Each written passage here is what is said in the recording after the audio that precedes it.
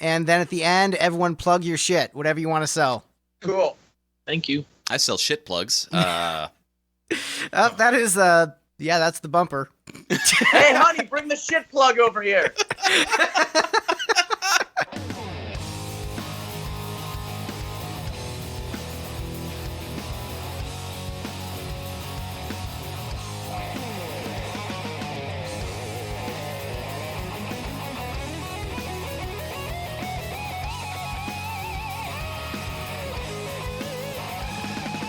Hi, I'm Greg. I'm the lead singer for Lipstick. I'm Steve. I'm the bassist from aforementioned Lipstick. And welcome to the Lipstick panel. Today on the Lipstick panel, we have a veritable rock and roll party in the house. More panelists than we've had on any episode, unless you count Dress to Kill, where all those quiet millennials just sat there quietly. But we are going to be talking about what many consider to be the best Kiss album outside of the classic Torah of the Kiss 6. We're talking about Creatures of the Night, a heavy metal masterpiece, and we have some amazing guests with us today. We've got Mr. D. Allen from Tall Dark Stranger. Hello, everybody.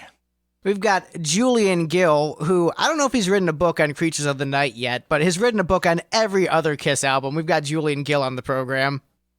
It certainly feels that way. Good to talk to you guys again. And then we've got Joe from Podcast Rock City. Joe Polo rocking it out with us. Thank you very much for having me. And we have an amazing musician. We've got Dekay from Diemonds here to talk about not his favorite Kiss album, because unfortunately he missed the Elder episode due to scheduling conflicts, but he's here to talk about how great Creatures is. Dekay, welcome to the program, man. I'm super stoked to be here. I feel like I have finally found my people in the world. Let's do this. So, Creatures of the Night, this is considered by many to be, like, a lot of people consider this to be the best Kiss album, not just best outside of the classic era. You know, it gets compared to the Elder a lot as, man, isn't this so much better than the Elder? Isn't this not a rock opera that doesn't make any sense? You know, I like the Elder better, so to me, this is a step down. However, it's still an amazing album, and in my top 5 Kiss albums. To me, this is the best hard rock drum sound on any album. I adore it. This is one of the first Kiss CDs I bought. I think when I was going through the catalog, I bought 4 CDs as sort of like my introduction to the band. It was this, Killers, Hot in the Shade, and Animalize. I think I bought all at the same time when I was going through the catalog. Like, I had, like, burned copies of my dad's greatest hits and a couple other albums, but as far as buying with my own money, it was Creatures, Killers, Animalize, and Hot in the Shade, and so I played those CDs a ton, and this was one of the ones I played the most out of that bunch. Killers was definitely last place, but this was near the top. It's a fantastic album. I think every song is great. Steve, what did you think of this one? So, just for fun and giggles, with this particular album, I broke with tradition and listened to it almost twice. What? That I put it in the, I had to drive to Murfreesboro for whatever reason. And so I put it in the car and listened to it once on the way down, and then I came back and listened to about half of each song while doing the rankings. Yeah, Steve only usually listens to these albums for the podcast once. Combine that with having listened to Creatures of the Night, a dozen times or so to learn to cover it. This is probably my most listened Kiss album. Oh, dang. That's intense. D, how about you? Well, my first memory of anything from this album was when I Love It Loud came out, and that was before the makeup came off. It was the first time you saw them very much at all on MTV, maybe the first time I saw them on MTV. But, and I just thought it was a fantastic song. Probably didn't hear the rest of the album until I started buying all of their albums, which was somewhere between Crazy Nights and Hot in the Shade, late 80s. But yeah, it, as you said, I would agree with everybody else that has said it's one of their best, and I might say overall best, just because the others I like the best are maybe a little bit out of character for them. But this is a pretty good depiction of them at their most powerful and biggest sounding, I think. So to you, this is Kiss doing Kiss the best. Well, I like every era. This is Kiss doing the Eric Carr era the best, probably. And then there's Revenge, if you want or Carnival of Souls if you want the best of the Eric Singer era, and then you would pick something else if you want the best of the Peter Criss era. This is the best of heavy Kiss. I appreciate your correction for saying that Carnival of Souls is better than Revenge, because it is. Let's move on to Julian. Transition. Yeah, for me, as a guy who got into the band in 1985, this album will forever be the album that had Bruce Kulick on the cover, which had nothing to do with him. It was the concept album that Kiss should have been making, the concept being 9 kick-ass rock and roll tracks. It remains that to me to this day. You know, if I want the ultimate Kiss-sounding album with Eric Carr, I just spin this one, and it never gets old. Joe, how about you? Well, Julian just said everything exactly right. There's really nothing else to say. This is the best. I remember the first time I listened to it, I remember thinking, this is why Eric Carr is in the band, because his drum sound was so massive, and it just changed everything. Because, you know, Peter Criss could have never done this record and made it sound the way Eric Carr did, and I just fell in love with it. And then years later, I remember thinking, I wonder why they re-released it with the, with the present, band with Bruce on it. And then I remember flipping it over and going, whose ass is that? Oh yeah. So Steve, you've never seen the makeup list cover of this, but they re-released it. Oh no, that was what VLC showed as the cover when I listened to it. Okay, so the back cover is just a leather pant butt.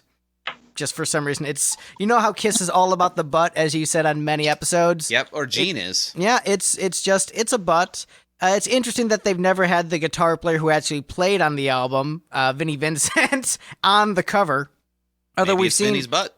Yeah, it could be Vinnie's butt, but we've seen lots of pictures of the fan image with Vinnie replacing Ace in the makeup has gone around the internet, so a lot of people have seen that album cover version. But Dan, I want to get your thoughts on Creatures coming from The Elder, your favorite Kiss album, to this.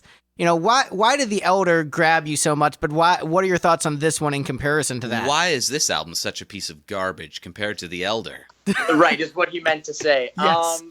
I feel like to properly talk about this album, I shouldn't really be comparing it to The Elder. I think the only reason that The Elder is truly my favorite Kiss record is because I've exhausted the catalog so many fucking times that it's just I want something different. I want to hear.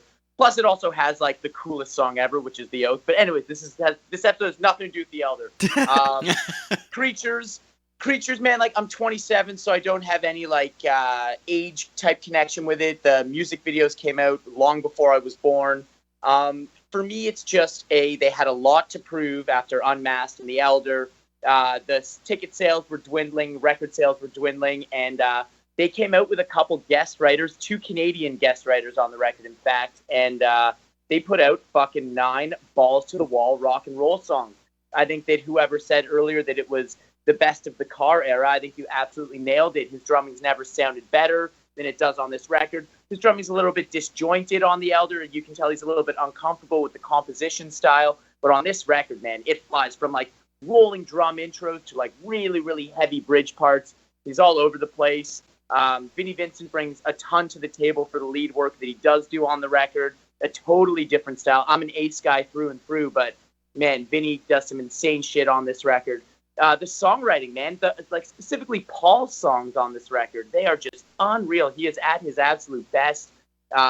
He works really well. They got Bryan Adams on here writing with Gene, which really helps Gene out a bit. And I don't know, fucking insanely good record. And ironically enough, 3 days ago when I was record shopping in Toronto, I found a used copy of Creatures, one of the German presses with the backward Zs in the logo. And I flipped it over, and it's signed by Gene, Paul, and randomly Bruce. And it's not even one of the represses with Bruce's face on it, but he's signed it as well. So just weird, very weird happenings and a lot of aura around this record. So I'm stoked to talk about it for the next however long with you guys. Signed over top of the. Why am I spacing on his name? Peter's face? No, Peter isn't on this. This is Eric Carr. It's Eric. Eric's on it. It's Ace is on it, and Ace doesn't play on it whatsoever. Not even a lick. I mean, nothing. Yeah, so this is really the first of the Vinnie Vincent albums. Vinnie is not the official player on the album. There's some tracks that he isn't on, but it's mostly Vinny on this album as the guy. So he does, yeah. He's on fucking 60% of the record, right? So, and hey, that's more than Ace on Psycho Circus. So this is really Vinny's introduction to a lot of Kiss fans, like hearing his style, hearing his songwriting. And it's proof that the guy brought a lot to the band. Say what you will about him canceling podcast convention events last minute. Not taking a side on that fight as I go to Rockin' Pod this year. But I'll take a side that 2 to 3 months isn't last minute, though. Yeah, I know. The thing is, I'm a huge Vinnie Vincent fan, and I understand there are two sides to everything. I understand Chris's side. I understand Vinny's side. I'm not going to get into that. What I am going to get into is the dude is one of my favorite guitar players of all time, one of my favorite songwriters of all time, and dude put out a great album with one of my favorite bands. Put out lots of great music with this band. And great solo music. The Invasion rules. All right, so Dan, I'll tell you this. I have Speedball Jam in my car often on a regular basis, and I kind of troll my passengers with it because they assume I have really good taste in music. And so I just plug in Speedball Jam and wait to see how long I can play before they insist I take it out. That's hilarious. It's great every time. It is. I think the most I've gotten with a passenger was 35 minutes. And they're like, how long is this? I'm like, we're a little under halfway. I'm like, all right. I think at this point I need to add a drop for Speedball Jam whenever you reference that. I don't have one yet, so we're just gonna have to go with yet another joke about death, perplexing some and just plain scaring most. I mean, I gave you the Dr. Roxo cocaine drop. Oh, that's true. I do have that one. I do cocaine. There we go. There we go. But yeah, Creatures, it's a thunderous sounding album. Like the back cover with the lightning bolts is so appropriate. It's heavy, it's aggressive. I always thought it was interesting that the font was pink for like such a heavy album, but like, hey, it's the first Vinny one. You got to have some pink text to really let everyone know he's there. When I pulled the CD out of the case, Greg, I was confused. I was like, oh shoot, Greg put one of our CDs in his Creatures of the Night case. What am I listening to? Yeah, glam, black on pink. It's what we do, brother. Yeah. Hell yeah. Do you guys think that Eric Carr's sound was as like the drumming sound was as important as anything else that comes together to put this record to make it the way it is, like as memorable as it is? Do you think that if Eric would have had less of a concussive, drum sound, that it would have been as good? No, absolutely not. I think this is when I think of drum albums, like in terms of the drum production, this is my first thought. This is to me the best drum album in terms of production ever. There might be better drum playing albums, like I think Johnny the Fox by Thin Lizzy might have my favorite drum playing on a rock album in terms of just like a drummer just kicking ass. But this is a drummer kicking ass plus much better production than Johnny the Fox. And, heavy guitars, heavy drums, and what's really great about this album, I think this is Paul Stanley at his vocal prime as a throaty vocalist, where he hadn't quite gotten the range and ability he would show throughout the rest of the 80s, and he's still kind of singing from the throat, but he's going balls to the wall all in, and it is so good. Like, this is the epitome of Paul Stanley with limited power doing the best with his limited power. And Gene's great. Everyone is firing on full cylinders, including Ace. He has gone full cylinder into alcoholism. Like, he has gone all in to not contributing in the slightest. So, like, everyone is at the height of their powers on this album. What about Gene's vocals on this record? It's kind of it's like a weird style that he tries with this like actual melodic singing thing. I think it was like a huge Bryan Adams influence on like the vocal melodies, because he doesn't sound like that on any other record. And this is like way before he figures out Come Revenge that like if he just sounds like a pervert and creepy again, that people will love his vocals again. But I mean, this is like a weird era for him to try melodically singing. Like his songs on this record are like so like verse and bass. Like the verses are all like singing based. It's very odd. It's not normal Gene, man. Well, Who says Diana Ross didn't have a good effect on the demon? right? Yeah, buddy. And, you know, if you think about it, coming from the Elder, which he did sing a bit more melodic, he's sort of combining that melodic singing from the Elder in his solo album with a little bit more grit based upon the material. So I think Gene is probably, you know, at this point, maybe the best vocalist in the band outside of Eric Singer, but I think he's consistently always been able to sing, and I think better than Paul now. Better than Paul now, but I think Gene has, I think, up to this point, consistently made good vocal decisions in the studio. And I think after this, he starts to make some maybe not so good vocal decisions, but I think he's picking the right way to sing the right songs. I think he's great on this record. And there's more Gene songs on this album than Paul songs.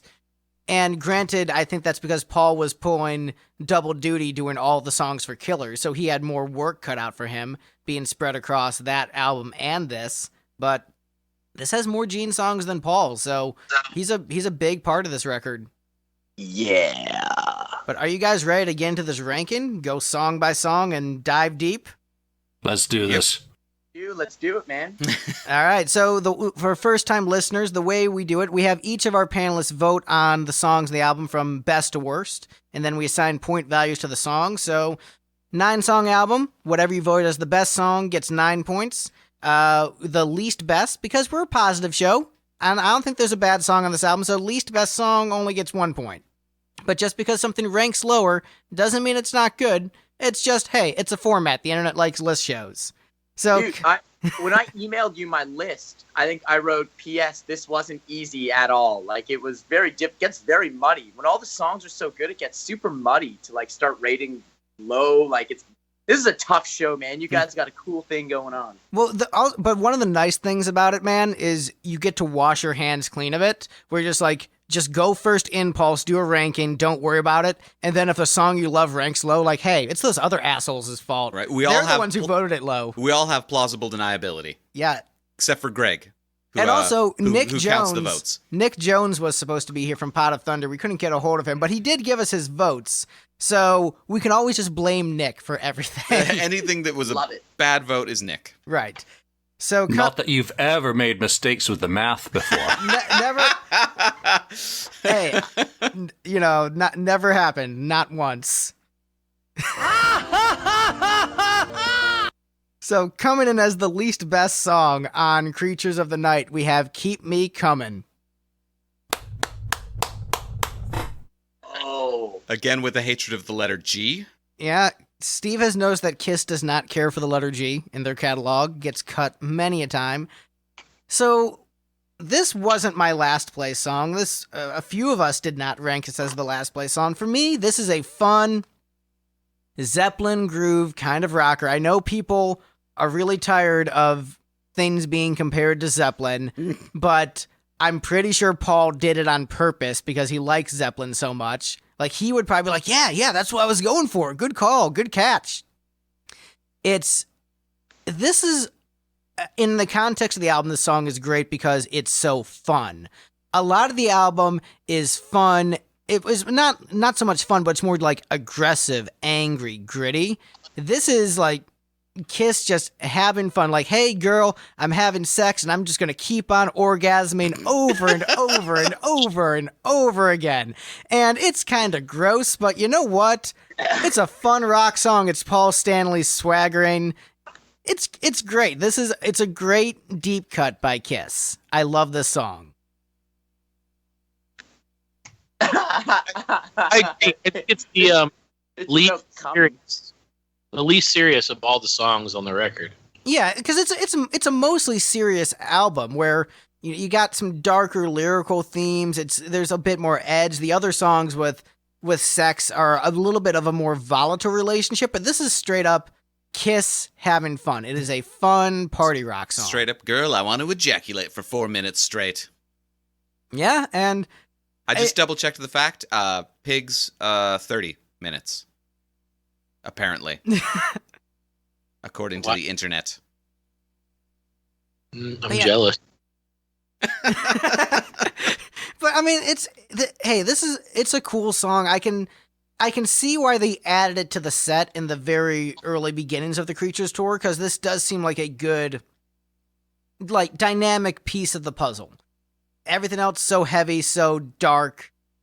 You need something just that has a bit more just cheerfulness about it.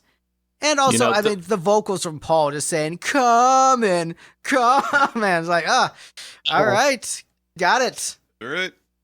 The song is evidence of why in tours to come, which you'll obviously get to, no pun intended, they added Whole Lot of Love. I mean, Paul had obviously listened to that a little bit too much and tried to rewrite it for his own purposes. It's, there's a reason why I had it at the bottom of my list. It's because I think it's shit. I hate the song. Whoa. It foreshadowed a vocal style that he would do later on in the decade, which is not a very happy era for me. So, not a fan in any way. They performed it live for a couple of dates at the beginning of the tour, and it did not come across well live. And that, to me, is the full measure of a song. If it doesn't work live, it's not a good song. See, I think it works well live. Like, I think it's a song that works well live, but I think they were at such a low point there was no chance it was going to really survive in that context. Like, too many songs from the new album, the fans are going to get bored, especially when you only have a few fans left after Dynasty, Unmasked, and The Elder. But for me, this 80s Paul Stanley is a national treasure akin to Robin Williams. We're just like, we are blessed to have lived in a time where we have had 80s Paul Stanley. 80s Paul Stanley is peak Paul Stanley. Like Crazy Nights, just like... Wait, you were born in the 90s, though. I was born in the 90s, but I was able to listen to 80s Paul Stanley. And that is a national treasure, sir. Just his high-pitched vocals, those goofy interviews he did on MTV, those were all so fun. So for me, 80s Paul Stanley is peak Paul Stanley. This is still great Paul Stanley. But, I'm being a dead horse. It's a great song. I love it. Who wants to go next? Sorry, go ahead. Sorry. No, you first, dude. All right. Thank you. So the thing that... You Canadians are so polite. Right? No, after you. I insist you go first, sir. Sorry.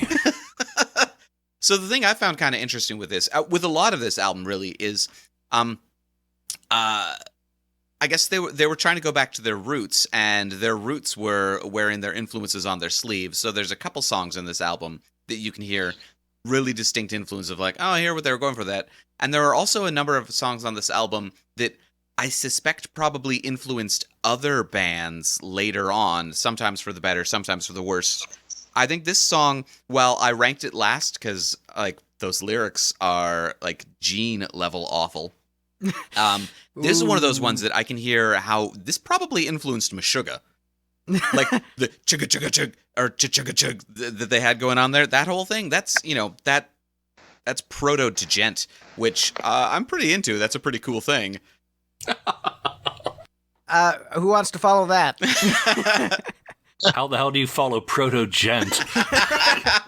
With regular gent. Chugga chugga chugga chugga chugga chugga. I voted this song last on my list, but I still love the song. I can think of 50 other ones on other records that I don't like, but on this record, I think I don't know. I seem to like the more serious Kiss tunes, but obviously they had to have that one song in there that was, classic Kiss, singing about fun and partying and I guess jizzing. So this song is the in the mirror of this record. It's like, hey, there's one song that's like a up-tempo fun rock song that's just about chicks. Yeah, they had to have that. I mean, everything else you can really see. To me, when I listen to this record, Paul's he's mentally in a different place, with other songs that he's written that are on here, but Keep Me Coming is the one song where you go, that's old Paul. That's not whatever he was going through during the Creatures album. D, how about you? You've been kind of quiet on this one. Do you not enjoy orgasms? You see, and that's the kind of... anyway. That's the kind of hard-hitting journalism that you're here for. Hey, Does D enjoy orgasms? I have done so many interviews for Sleaze Rocks in my time, sir, and I end every interview with that question.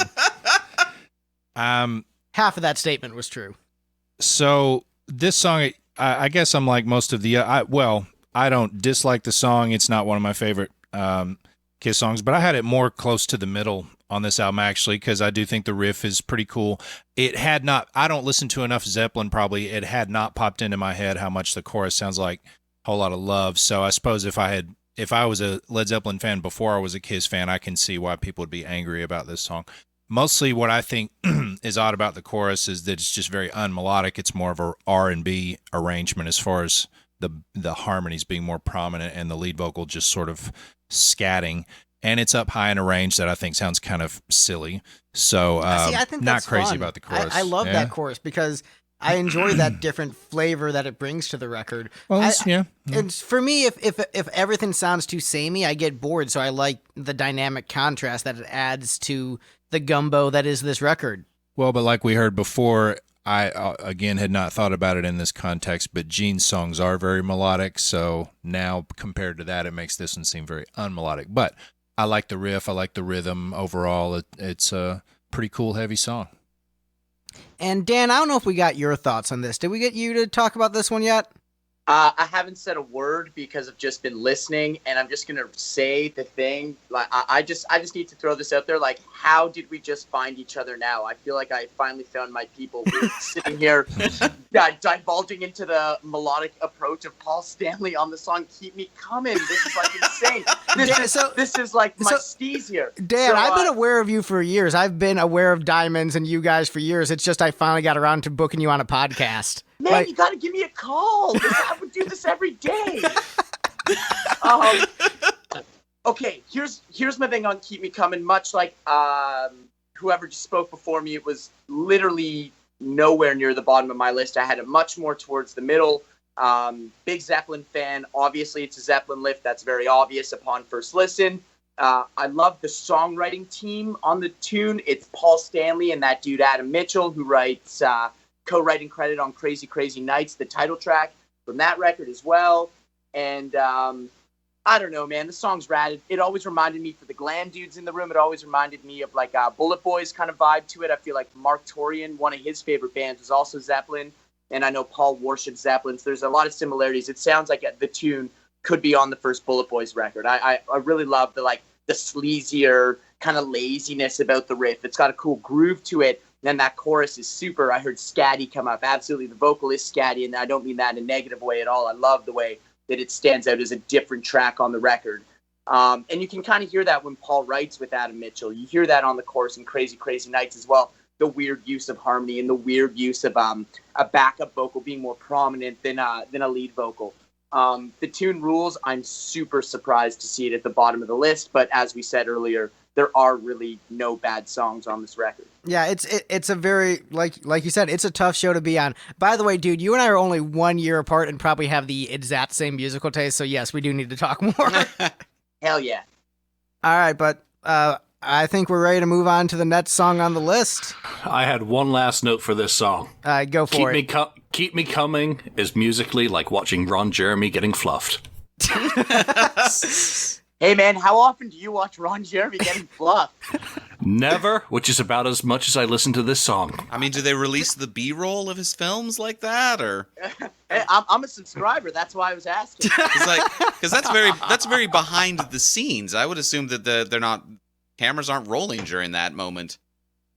Yeah. Big fan of BTS videos. I'll leave it at that. So, as a semi-serious response to that comment, there's not a skip on this album for me. So I would not skip "Keep Me Coming." But next up on the list, we have ranked kind of surprisingly low, "Rock and Roll Hell." Next up on the list, I ranked it the highest of the bunch. So maybe lyrically, this one resonates with me as an up-and-coming musician trying to make it, and you hit a bunch of brick walls where you have band members quit, or you don't get gigs, or the record label guy says, maybe next time or whatever. And so you hit all these brick walls, and you feel stuck in this place where you've spent so many years pursuing your dream, and you're wondering, if you can just get out of this low level area you're in and ascend to the next level, be on that same level as your heroes. So it's sort of like the dark version of Jukebox Hero by Foreigner in a way, which is also a great song, but this is sort of the other side of it where the guy is pursuing so hard and doesn't succeed and, you know, has to keep telling himself, I'm going to do it, I'm going to succeed, but is wondering, will he really? You know, they're thoughts that I struggle with as I'm going through my music career. I feel like anyone who has seriously pursued a music career has to have thought at some point. Not everybody makes it. I might not make it, but you know, it's a really interesting thing to hear from a band that has made it to, you know, play this kind of song, you know, at a lower point in their career, but it's well written, good dynamics, good vocals from Gene. You know, we've all heard the Ace cover version of it. I think there was some talk maybe in pre-production about Ace singing the song, so we had a cut on the album. I don't know, but I think it's a great tune. Makes me much more sad to listen to now than it was in high school because I hadn't struggled as much in my career. When I listened to it in high school, I'm like, yeah, okay, whatever. Some dude's like having a bad time. Whatever, get over it. Just follow your dreams. Mm-hmm. But after you do it for years in the grind, I get it. I understand the song and I respect it a lot. It is a very well-written piece. Can I immediately contrast that with someone who picked it as the bare bottom last song on their list? Yes, but also you've been opening for Cheap Trick, so. Well, but dude, man, like, I don't know, the song itself, it's like, obviously it's like written by Bryan Adams and his co-writer. It's like, totally doesn't even sound like a Kiss song from like the start of that, like, sad excuse of an intro, just like this, like, attempt at this, like pentatonic sounding melodic intro thing into this non-existent riff. Plus what we talked about, Gene's like weird sounding vocal approach on this record. I don't find the lyrics to be like motivating. I find them to be an incredibly corny story about a kid and the guitar and the dream and all that shit. I think the chorus blows. I don't know. There's not a bad song. There's not a bad song on the record, but if there was one that was the least good, this is like such an obvious pick for me. It's anticlimactic and there's nothing to those verses. It's just there's nothing to it, man.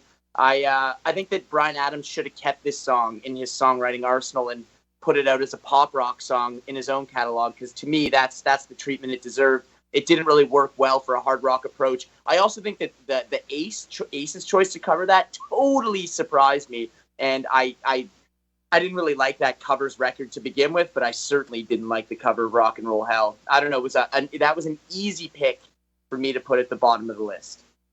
Yeah, I think there's, you know, if this was me 5 years ago, or even maybe 3 years ago, it might have been towards the bottom. I mean, it's in the middle of my list. It's not at the top. It's solidly in the middle. I think it's a good song, and maybe it's resonating with me more because of the point in my life and career where I am at. Might be why it resonated with Ace enough for him to cover it. Ooh, ouch. Ooh, You know, ouch, indeed. But the thing is, like, I think I understand the perspective of the character. Is it corny? Yes. I mean, if you paint with broad strokes, it's going to be corny. Springsteen songs can be corny because he's painting with a very large paintbrush. And, you know, that's kind of how it is when you're building these Americana mythic characters. I mean, Jukebox Hero is also a corny song. Yeah, but you're like referencing Bruce Springsteen and Foreigner in a conversation about Kiss. Like both those guys are lame as fuck compared to the hottest band in the world. I like both those bands. Like I like Kiss more, but they're still valid artistic comparisons for me.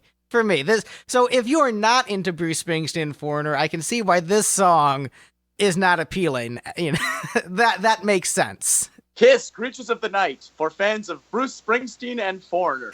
Right. Okay, we're gonna go back to. We need to go back to 1985 for this song for me. You know, when I first heard this, I was like, wow, this is heavy as fuck. This is the sort of Kiss that I'd been kind of waiting for in that mid-'80s realm.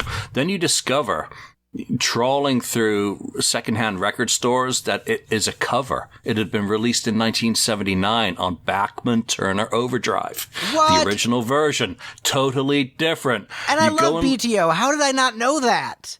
You know, it was on their Rock and Roll Nights album. Go and listen to that version, and you'll see who was the vocalist on that. It was Turner, who injects into the original song kind of the angst and the suffering in a Bob Seger kind of way. That sounds awesome.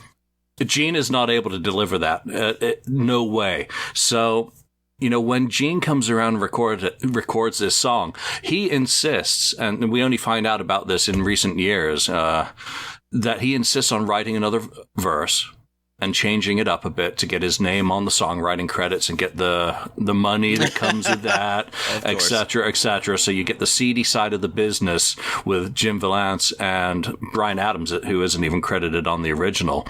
So it changes my whole opinion of it. When you hear about the business side, it kind of pollutes the artistic side. So a song that I originally loved on the album, I now despise, and it was second from bottom on my list, strictly because of what I've learned since first listening to it in 1985.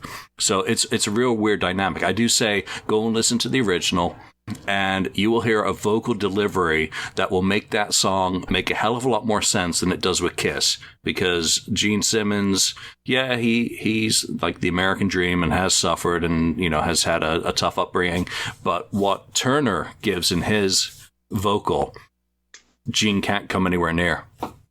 I need to check that out. I mean, there have been lipstick songs that I have written, better received songs of ours that were inspired by BTO. So I love that band. They're a great influence. And I did not even know about this, and I feel bad about missing it for years. Like, I feel like a fake BTO fan. So I'm definitely going to check that out, and that is very cool. I don't think we got D or Steve's thoughts or Joe's thoughts on this one yet. I'll go. The thing about this list that we made when I was doing it for you the other day is it's super hard because for me, I love every song, and picking what is the least, what we call it, the least worst song or least best. The least best. Yeah. The least best song, I'm looking at the list, that I sent you, and I'm going, I don't know. I probably, if I were to just wipe this clean and start over, it would probably come out completely different. I don't know about everybody else. Sometimes I think it depends on the day, but I like Rock and Roll Hell. The intro is really weak. It's I like Gene's vocal, and I like how it sounds.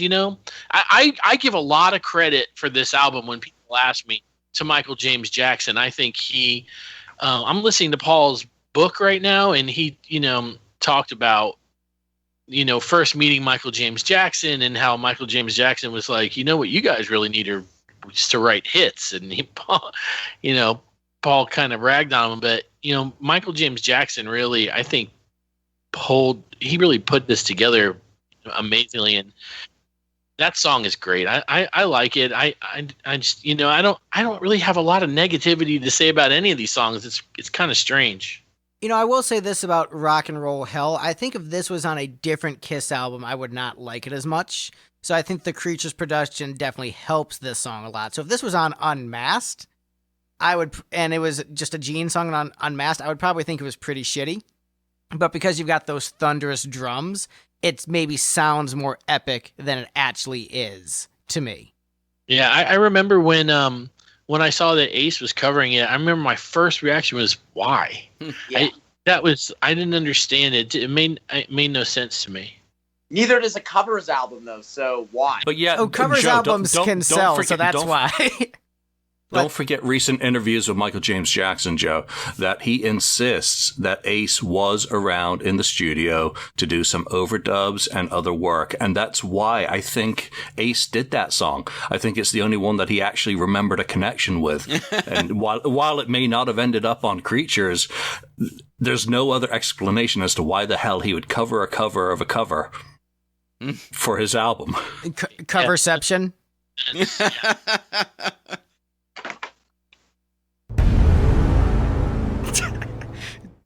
D, how about you on this one?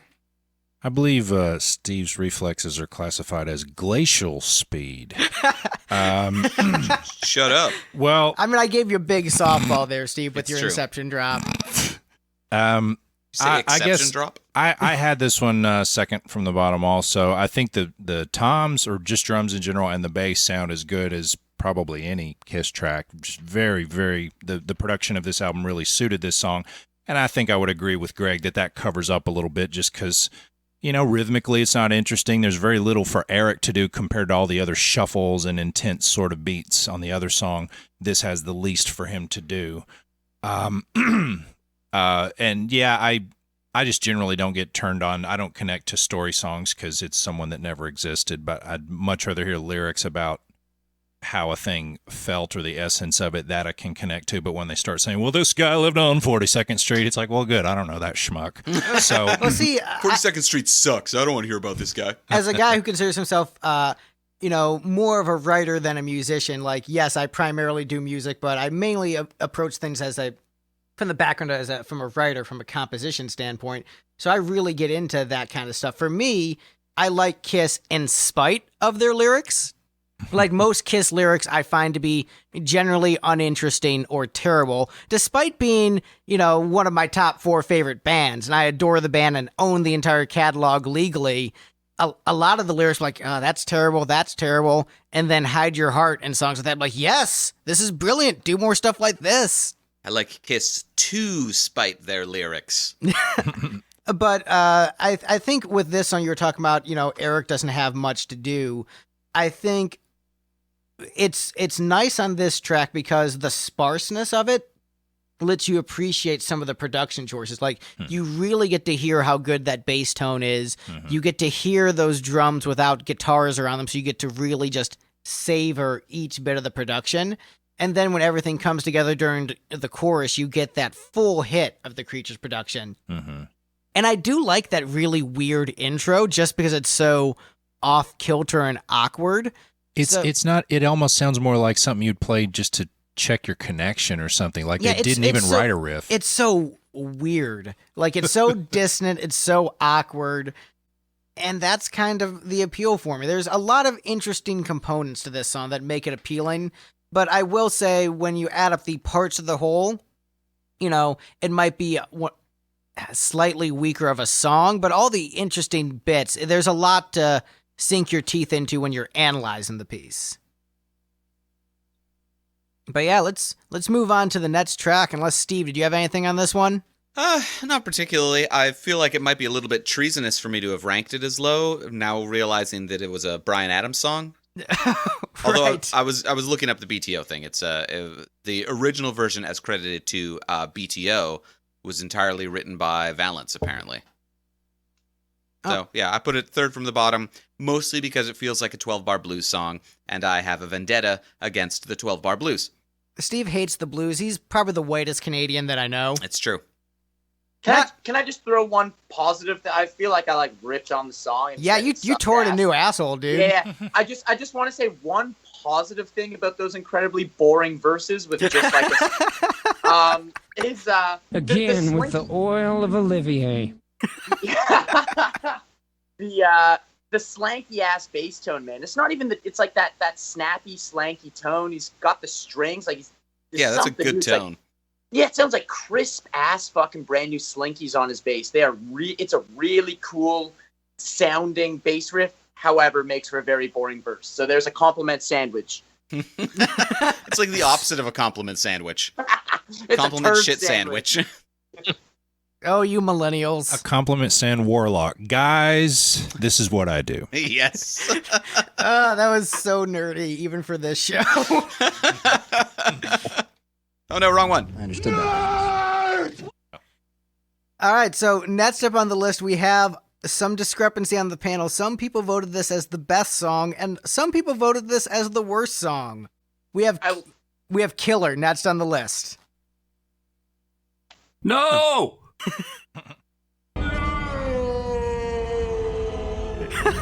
Oh, that's a new one. I didn't know you had that I one. just added that one. All right. I put this one as my top one, actually. I don't remember why for sure, because my notes are all snarky, so I just wrote Alice Cooper did it better. But as I recall, this one was a pretty solid song. There was It was up tempo. Gene says "bitch" pretty early on in the lyrics. I'm really excited when Gene says "bitch," but no, yeah, just like You're gonna overall, love Animalize, buddy. Overall, I thought this was Kiss sort of operating, doing what Kiss does really well. This was a hard rock song that didn't suck in any way that stuck out to me. I think Pot of Thunder put it the best when they did their analysis of this song, where they were saying that Killer was a precursor to the shitty Gene filler songs of the 80s, in that it was up-tempo, fast, weird, creepy, sexual lyrics, but it was like the good version of those songs. Like it was before he started to just do those songs poorly. And so it's a precursor to all those 80s terrible Gene songs, but this one's good. There's not a bad cut on this album. I think it might be the least interesting. Like, there's not enough components to pick out of it. That's like, oh, this song has this interesting lyrical twist, or I really like this musical change here. This one doesn't have as much of that, but it's just, hey, it's a solid rock song. It kicks ass. Julian, how do you feel about Killer? I'm deeply hurt by it being ranked this low by the board. Democracy, man. That's what happens. I believe in benevolent dictatorships, and this is my top pick. And this is Julian everything is that was staging great. a coup.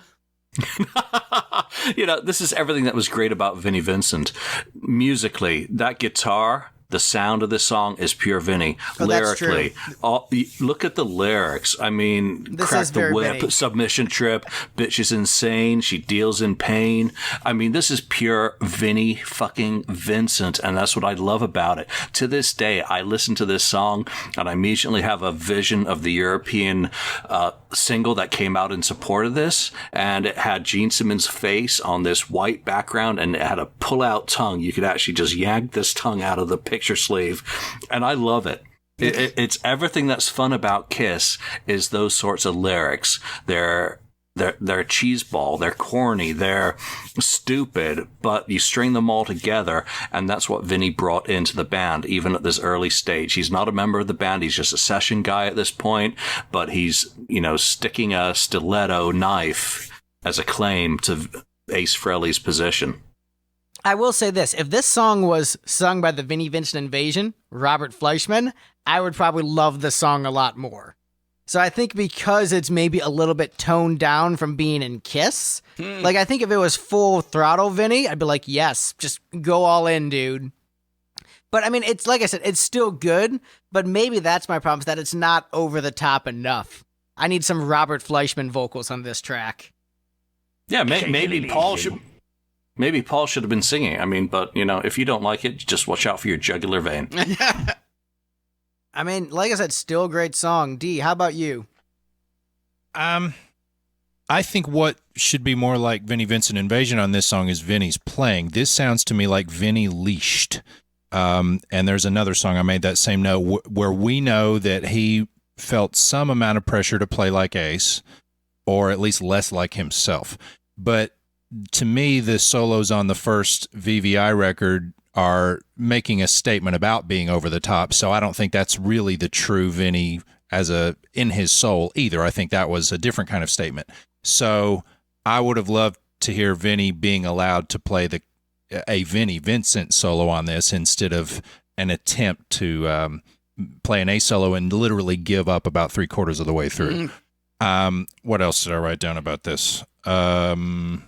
I do like the riff. Well, now the thing, the influence of Vinnie on it that I think is great is the riff is so heavy because it's got a chromatic approach. There's a lot of half steps, and if you look at Unholy and certain other ones, Not for the Innocent, that really lends an eerie sort of feel. And he's really good at writing riffs with that kind of tension. So I think the riff on this is very cool. Yeah, Vinnie Vincent is really good at making you feel uncomfortable. Yeah, and it works. It's genuine creepiness and not Gene just saying words like creepiness. Like it's Gene the is real creepy, thing. but Vinnie Vincent is creepy. Yeah, but no, I do like the song. Just not crazy about the solo. DK, how do you feel about Killer? I Okay. Riff is right off the top, like a couple cool things. I do like the riff right off the top. I like the vocals coming quick. I like that like snappy fade in production trick they did, like the backward cymbal, whatever. Dark chorus. I guess the chorus, like the really dark sounding descending riff, is neat. I don't know. I picked it to be pretty low on my list. I'm pretty sure it may have been, it's like totally second last on my list. I don't know. Lyrics are like dark, I guess, which I do enjoy, but I mean, they're just a little silly to me. I find the song to be unmemorable overall. I think that after it breaks from it, like the second half of the verse, like verse B is kind of just like unmemorable and like kind of, I don't even want to say groovy because that's too positive for it. It just kind of, it just kind of drifts in and out of purgatory for me. It doesn't really do much. It's like just kind of floating. I'm not really sure how to describe it. It's unmemorable is really how I would sum it up. I don't hate it by any means, but I just find it to be overly unmemorable. Drifting out of purgatory is probably the best line I've ever heard on this You podcast. guys know what I mean when the verse opens up there and the whole vibe of the song changes. Like, no, I know, so but that's just such an awesome like usage of the English language. So you win the award. That would be a pretty good metal song. Yeah, drifting I in had and a out of band in purgatory. high school called Purgatory. Nice. And you sometimes people were leaving the band and coming back frequently, or Yeah, how'd you know? So my high school band was called the Mystery Rabbits because I thought an obscure reference to Sack Trick was trendy. my high school band was called Llama Mall because palindromes are neat. My high school band was called Palindromes Are Neat. Well, I had two high school bands. I had the Mystery Rabbits, but my first band was called the Greatest Motherfucking Band of the World. Oh, there was also Dyslexia, and I annoyed my bandmates because I called it Lysdexia at every practice and every show. I mean, if we're talking about our second band, my second band in high school was called Capacity 54 because we were on the school bus when we named it. Oh, that's clever. Our first album was going to be called Passengers. Like, I like literal rock. That's cool. So Joe, Hey, what's next? I don't think we got Joe on Killer. Yeah, I think this song is 100% Vinnie Vincent. I would love if he ever were to put another record out, which I doubt he ever will, but I would love to hear like his like definitive version of this song. Like you guys said earlier, lyrically, that's completely Vinnie. Sometimes I wonder, what did Gene write to be one of the writers to this song? You know, it just The seems bass line. The check. The He checks, wrote the yeah. check. There it is. He bait me. Gene wrote it Nashville style, where Vinny paid him money to say that he wrote a song with Gene Simmons. I wrote the song with my songwriting mentor, Gene Simmons. I only had to pay him $500 to claim co-writing credit on it, or him sitting in a room with me and saying, "Yeah, that sounds good." Yeah, like, Gene is listed as the primary on that song, but like, as you guys and every real Kiss fan knows, that literally means absolutely nothing in the world of Kiss. And in the world Gene of could've- songwriting. Yeah, in general. Dude, without getting into it too messy, my name definitely doesn't appear in the right order in some places, but I digress. Gene's input into the song was, "Hey, Vinny, I want to write a song called Killer." Yeah. I agree. I paid for the pen and paper. at all. So before any of us reveal too much about our, music writing practices and say something that potentially we'll regret, I know Steve and I have some things we don't want on mic. We're going to move on to the next song, Saint and I'm Sinner. done talking about this crappy song. The song is great. That's a drop. That's not me. That's me from a different episode. Shut up, Steve. No, that was the previous song that you were done talking about. Hey, all these songs are great. Every song for me on this album is an A. Or an S rank song. There's not a B or a C on this album. They're all right. great. You just need to send me a recording of you saying, "I'm done talking about this great song." I'm done talking about this great song. Find the drop, Steve. May or may not. You won't. All right. Next up, we have Saint and Sinner on the list.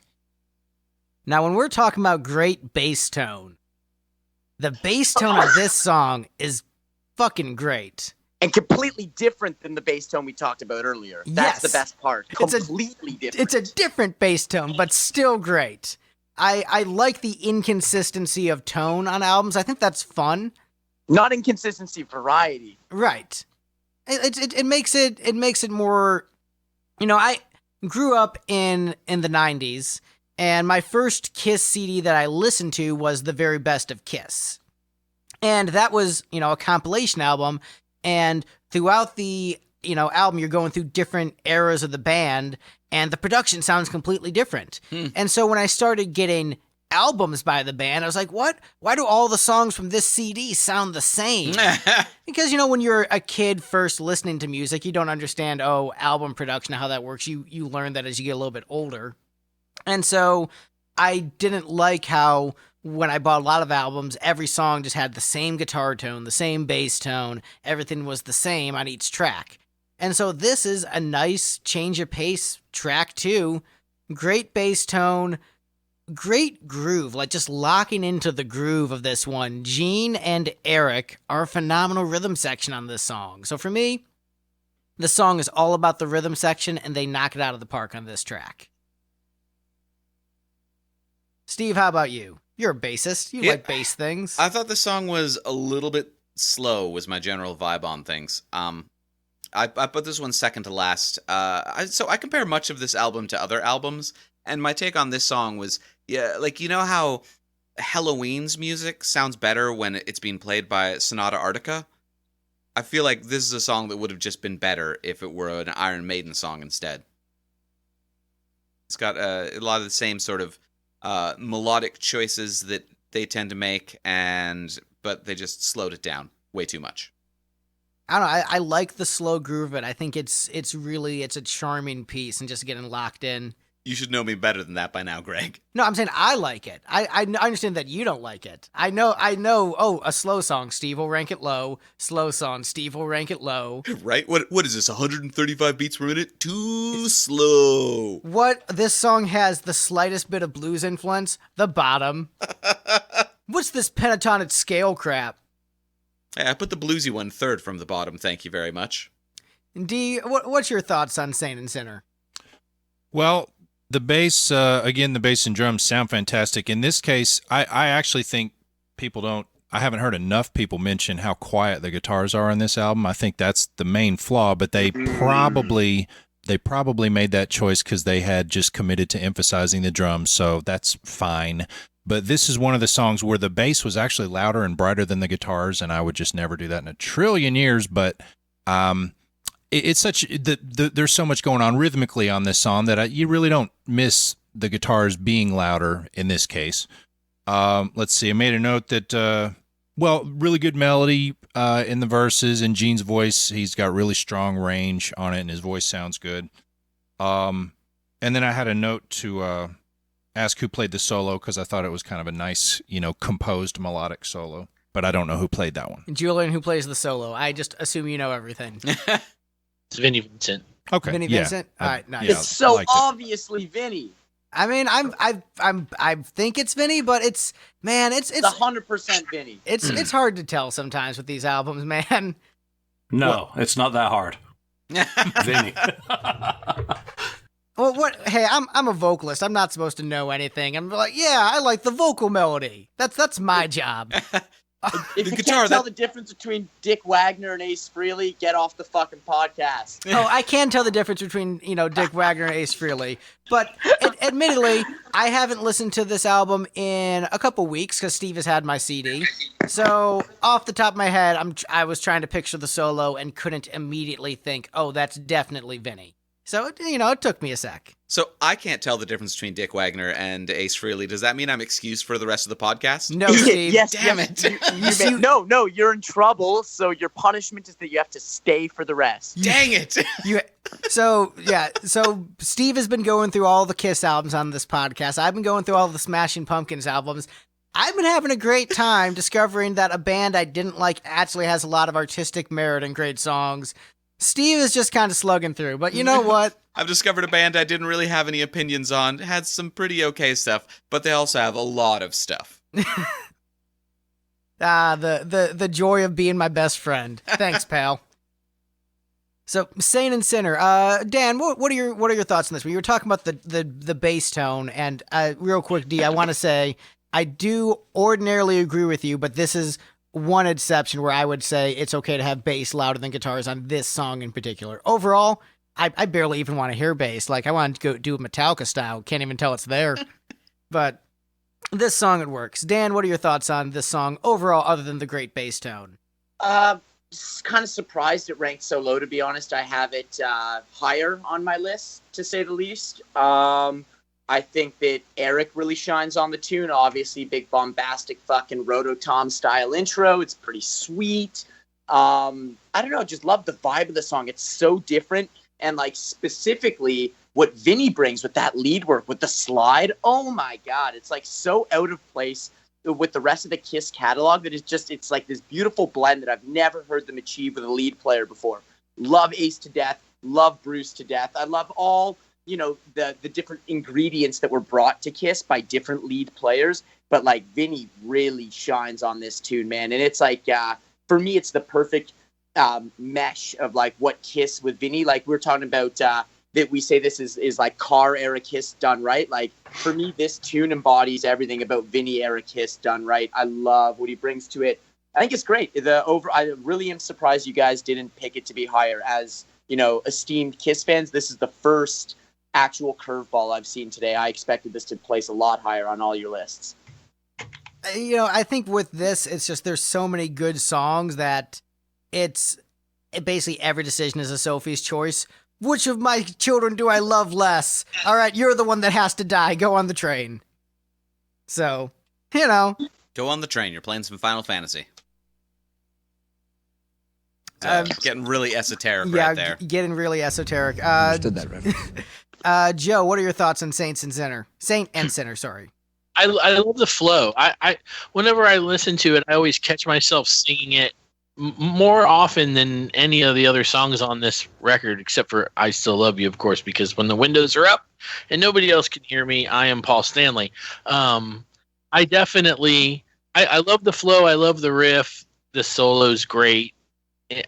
I remember being a kid and hearing this song for the first time. It was like my brain blocked out every other word except I kept hearing makeup and breakup. And I kept, and I was always wondering, what is he talking about in this song? And I never really. I think you just inadvertently laid the groundwork for the sequel to The Elder that Lipstick will write. Greg, it's meta. It's about you as a fan of The Elder. And I just heard when he said that, when the windows are closed, I am Paul Stanley. And it'll be little Greg singing it. So here's the thing. I have been mulling over the idea of doing an Elder sequel for a good 15 years. And the trick is, I don't know if I can find other musicians to do it, and I don't know if crowdfunding would work. So that's when I'm like, all right, it probably won't happen because I don't have the time with all the other things I'm doing. But it has been on my mind for quite some time to do an Elder sequel. Worthy idea. Also, Greg doesn't have much of a falsetto. Oh, I would go full Jim Steinman on it. Like, I would be like, look, I'm going to find subordinates to sing my songs better. Like, I try to write within my range, but I would go full Jim Steinman for that project. So when the windows are closed, I would be Paul Stanley. Yeah, pretty much. When the windows are closed, I resent being Paul Stanley, Greg. You can sing that record. The Elder 2, you sing. That's an idea worth letting germinate for 35 years or so. Yeah. So, Julian, what are your thoughts on Saint and Sinner? The song was a Paul Stanley cast-off. He was writing with Michael Japp, who had worked with Paul on his 1978 solo album, done some of the best tracks on that album. And it's just got so many Gene bits and pieces thrown into it. You got, in the lyrics, you got Deuce, you got Turn to Stone, you got Ain't Gonna Die, Aces High. It's just a lyrical blender of, Gene coming in with bits and pieces. And I love it. It's always been one of my favorite tracks on that album. There's something almost, you almost start doing a bad white boy dance to the song. Like, hey, it's got a great groove. But yeah, it's one of the grooviest tracks on the album. It's, everything else is heavy, but there's just a little bit more in terms of character and musicianship coming through on this album. And of course, everything's based on Eric Carr's fucking bombastic drums, but everything else about it, it's almost, out of place. Well, there's 3 shuffles, which to me lends this album more rhythmic variety than probably their next 3 or 4 albums. They didn't really do a whole lot of shuffles for the rest of the non-makeup period. So there's just a lot more for Eric to do on some of these songs than on other albums. yeah, and I would say this song probably has one of the best grooves out of any song in the catalog, and I love it a lot. And it hurt me to rank it as low as I did. So, I mean, if we were doing a ranking of every single Kiss song, a lot of these songs would rank towards the top of the catalog. But it's like, oh, they're all on one record. All right, well, someone's got to lose this fight. That would be a very tedious episode, I think. That would, we'd probably just burn through most of it and then do the top 20 if we did that. But the only groove it doesn't have is a New York one. There you go. Yeah. Hey-yo. All right, but we're at the halfway point. We've got Danger next up on the list. What? All right, DK, my man. Think about the other songs that are left on the record. That would. Oh, you guys are just picking singles for 1 and 2. Get out of here. I mean, Get out of here. it's pretty common. There's a reason the songs are singles. And also, and here's the thing. This is based upon the average math of the panel. So think of. Some people hated this one. Yeah, so this one's pretty divisive amongst the panelists. Someone who hated it, go first. All right, so I ranked it second from the bottom, but I still love it and think this song's amazing. So it's hard for this was a hard ranking to do, man, and you know how hard this is. But I'm just gonna say good things about it because I don't really have a lot of bad to say about it. It's bombastic. There's energy. This is the epitome of throaty Paul Stanley singing at his peak in that era. Like, lacking the vocal chops to really sing, like, full-voiced properly. He's singing from the throat and just nailing it. There's aggression. There's energy. Great drums from Eric. Just massive, angry-sounding riffs, dark lyrics. Perfection in the solo. There's nothing bad about this song. Who's column 4? That's the person who put it at the bottom. Column 4. I put it at the bottom. I believe. Only because it's. Well, but I haven't said I dislike any of these songs, but something has to be at the bottom, doesn't it? But this is the only one I ever skip, and really the only part I actively Get out dislike. Of this house. Only part I actively ranked dislike. it second from the bottom, and I will never skip it. This is great. Oh, yeah. I always skip this one, and it's just because those opening guitar notes are irritating. And they're awesome. They're irritating. Where are your balls? They're irritating. Check your balls at the door, my friend. That sounds ballsy to you? Yes. No, bass grooves are ballsy. That is gnats flying around and stinging you in the face. That's not balls. But I like pretty much the rest of the song. I like pretty well. I just always skip it because I don't like that intro, and something had to be last again. But the other note was solo seems sort of flown in and not inspired. Wait, flown in or phoned in? Phoned in is what I mean. What did I say? Flown in? Yeah. Flown in. Okay, phoned in is what I mean. Just color by numbers, sort of like once again being. I get the impression that it was played as much like Ace as possible, or don't do it that way. So it doesn't seem free. But yeah, I agree. The vocal is very strong. I totally disagree with your premise that singing from the throat is less desirable because if Paul is singing correctly today, I'll take incorrect. But well, what the I'm saying throatiness is what made him one of the greatest rock vocalists of all time. His tone is round and full, and when he lost that, to me, the power was diminished, not attitude. Just because he can hit a higher note, that's like taking the best tasting ice cream. Let's say you got your Bluebell vanilla or some homemade, and somebody else says, yeah, that really tastes great and creamy.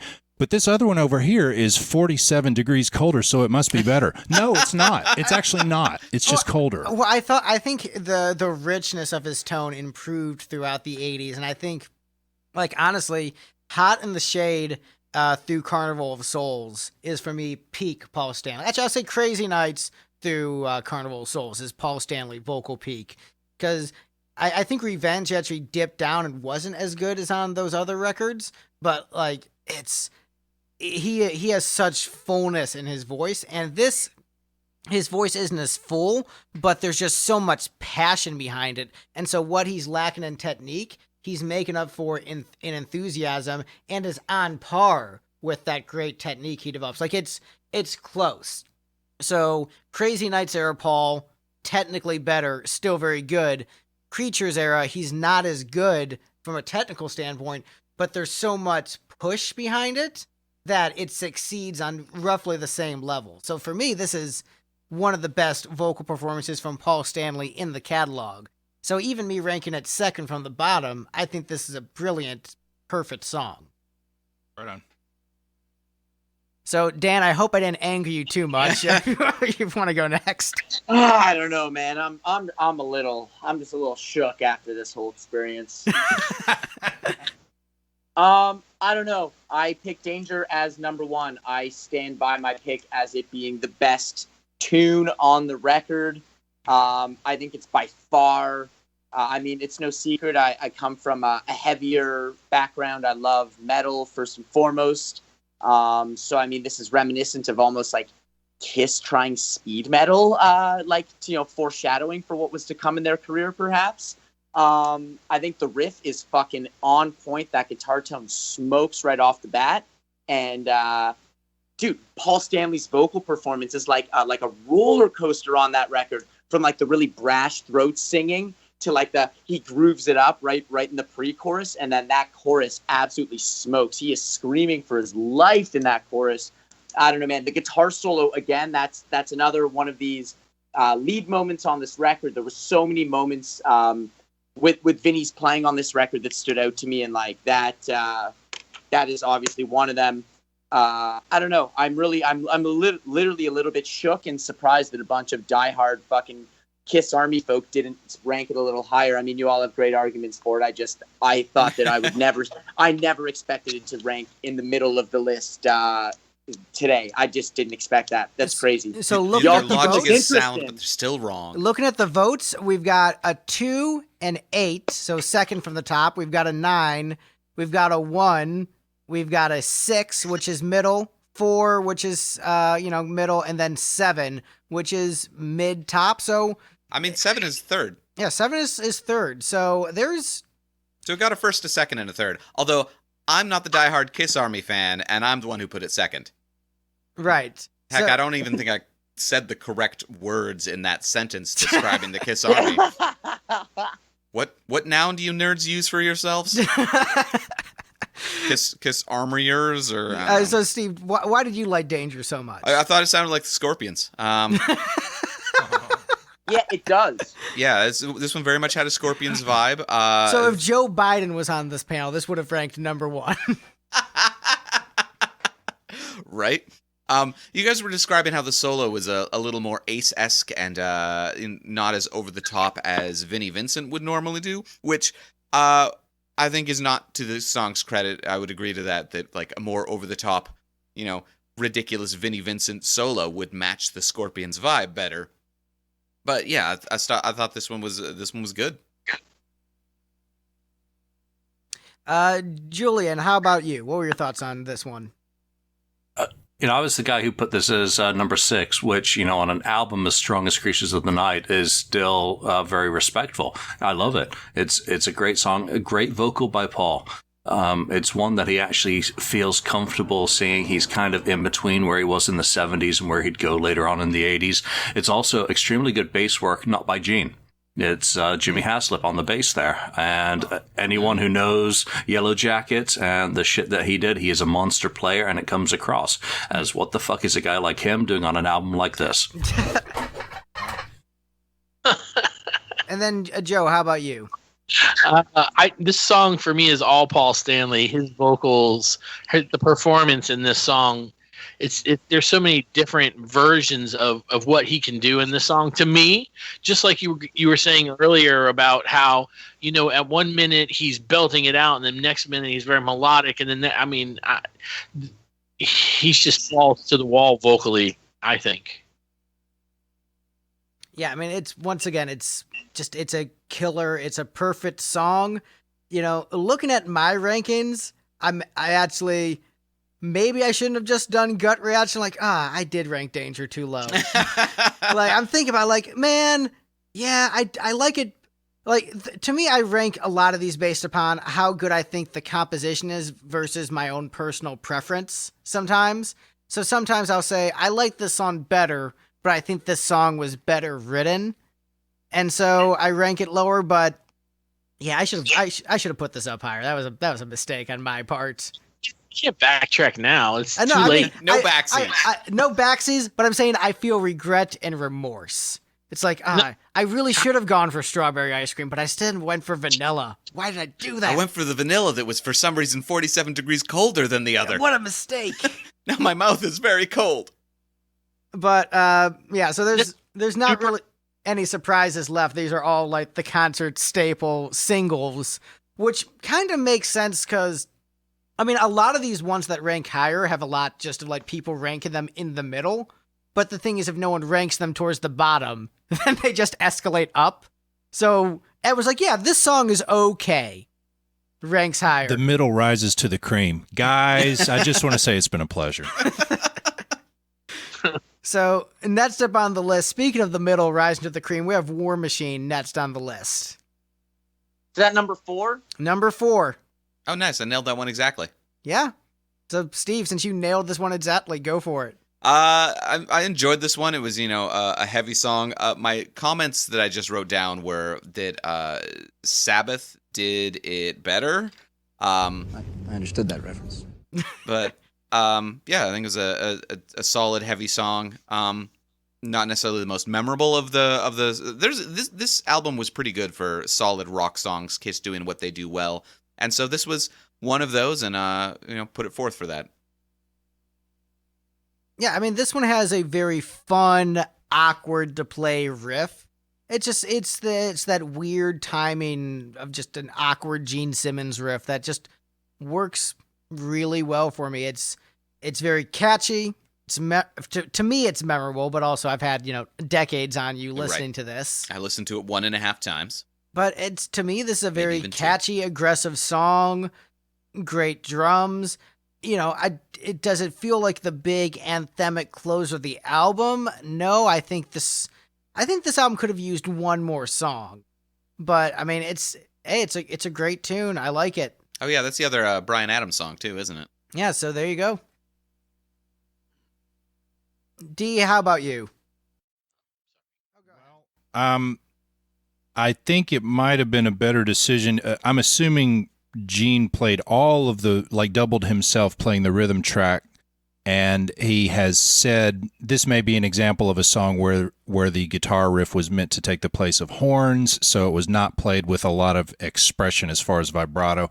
It might have sounded better to have another guitarist double the rhythm track, because when Bruce played it or someone live, there was a little more expression to it. But I was just thinking how when you do a quick rundown of what you consider the top 5 or top 10 hard rock songs of all time, it always comes down to the beat or the drums. How much fun is it to play drums or air drums too, which most of us do in the car? And if you think about it, run my list very quickly, Back in Black, Detroit Rock City, Dog Man, Another One Bites the Dust. It's just all about how Spirit of the Radio. How much fun is the beat to play air drums to, and War Machine On the Loose by Saga. I Love It Loud is right up there. That's why I put it as maybe one of the most important Kiss songs, because this and Detroit Rock City, if you wanted to show people what is Kiss, would, in my opinion, be two great choices to start with.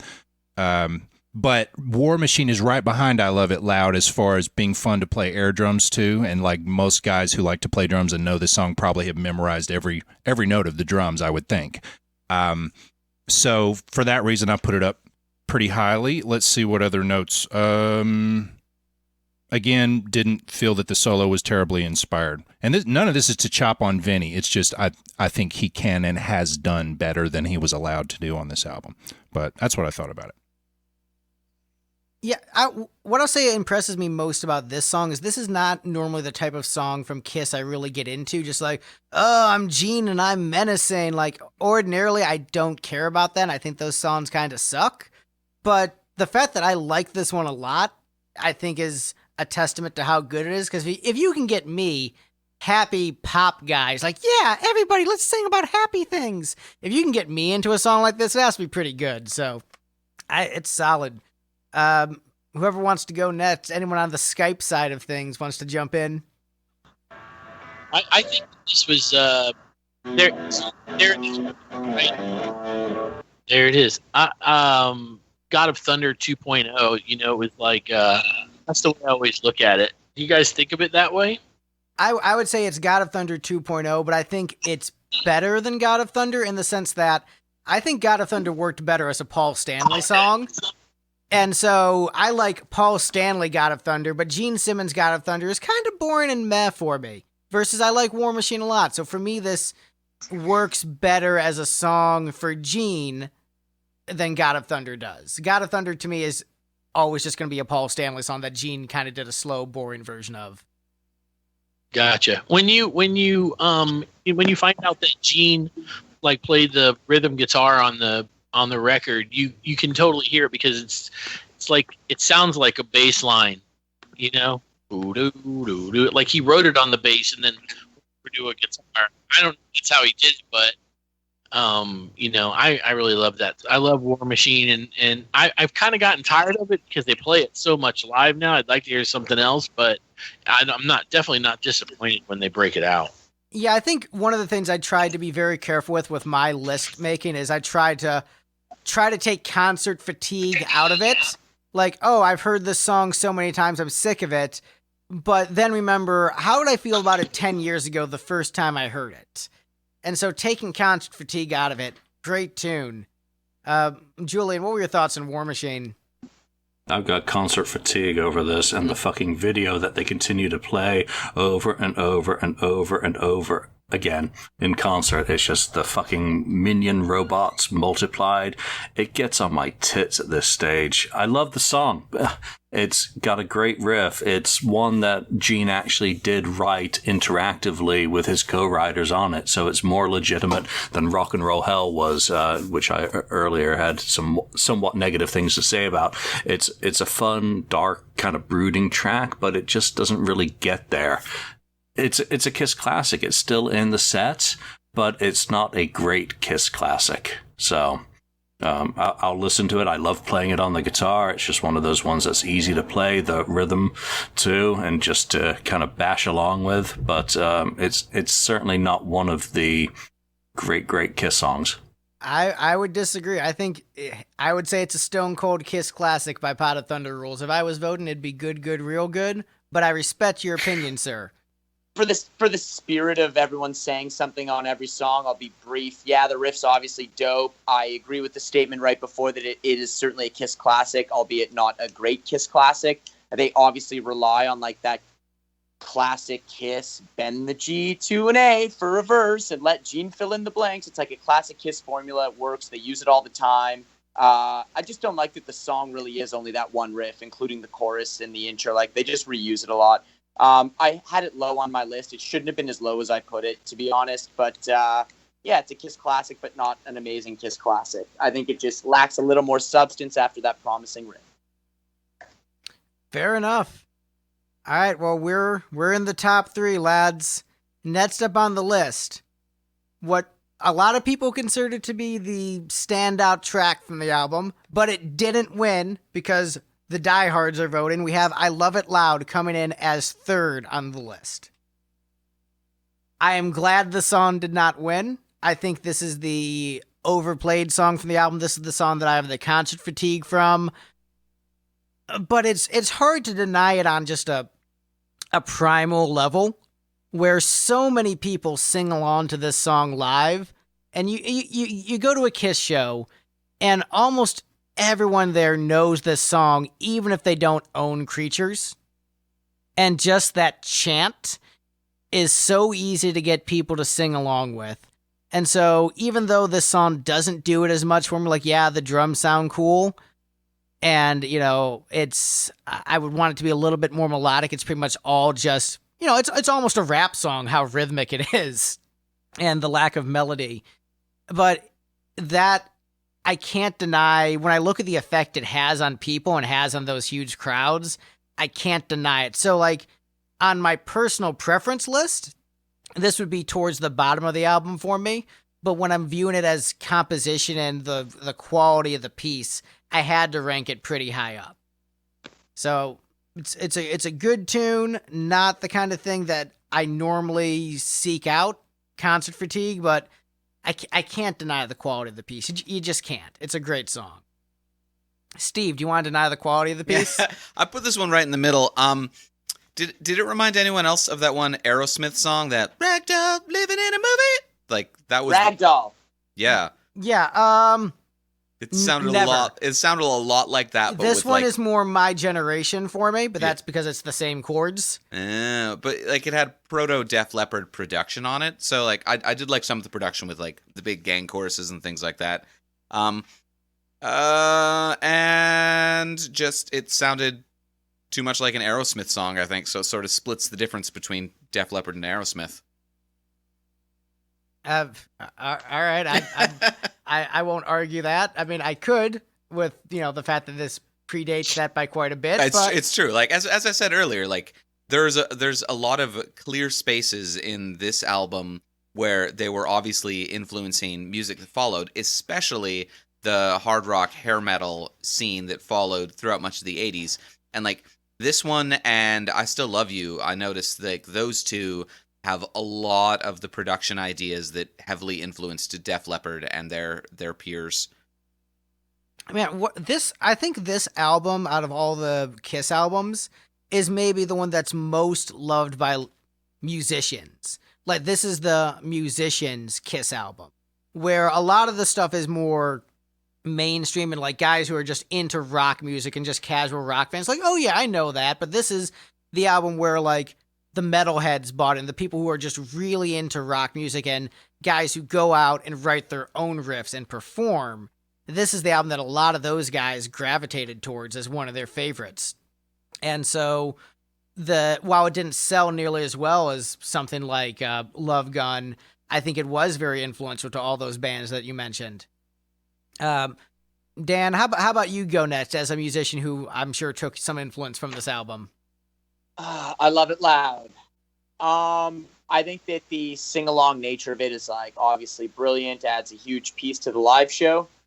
I think I ranked the song lower than it is on this list only because of the fatigue, as you say. I mean, it is a single and I've heard it 100 more times than every other song on the record. So it's just annoying. And the shitty music, the shitty like lip syncing music videos that are attached to it and stuff. I guess it's like frustrating as a song. I find, but it's a cool song. It's a really cool song. And like, you can't deny that sing along. It's really, really, keeps in the spirit of Kiss, and it's been a live staple for a reason. I will say, like, however, that in, the however many fucking Kiss shows I've seen, that any time that song has been played in the last 10 years, I just literally leave immediately to go grab another beer. I mean, that's fair. Like I said, this song for me doesn't resonate with me as much on that visceral, primal level. But when I'm at a Kiss show and I see everyone else being really into it, I'm like, oh yeah, I guess I'll sing. I'm already here. So yeah, it's hard for me to knock that. It's something where it doesn't make sense in my lizard brain, but hey, it makes sense in yours. And isn't that what matters? It needs a guitar solo too. That's what it needs, to be honest. I agree. 100% it's missing. That's one of the main things it's missing. It needed a solo.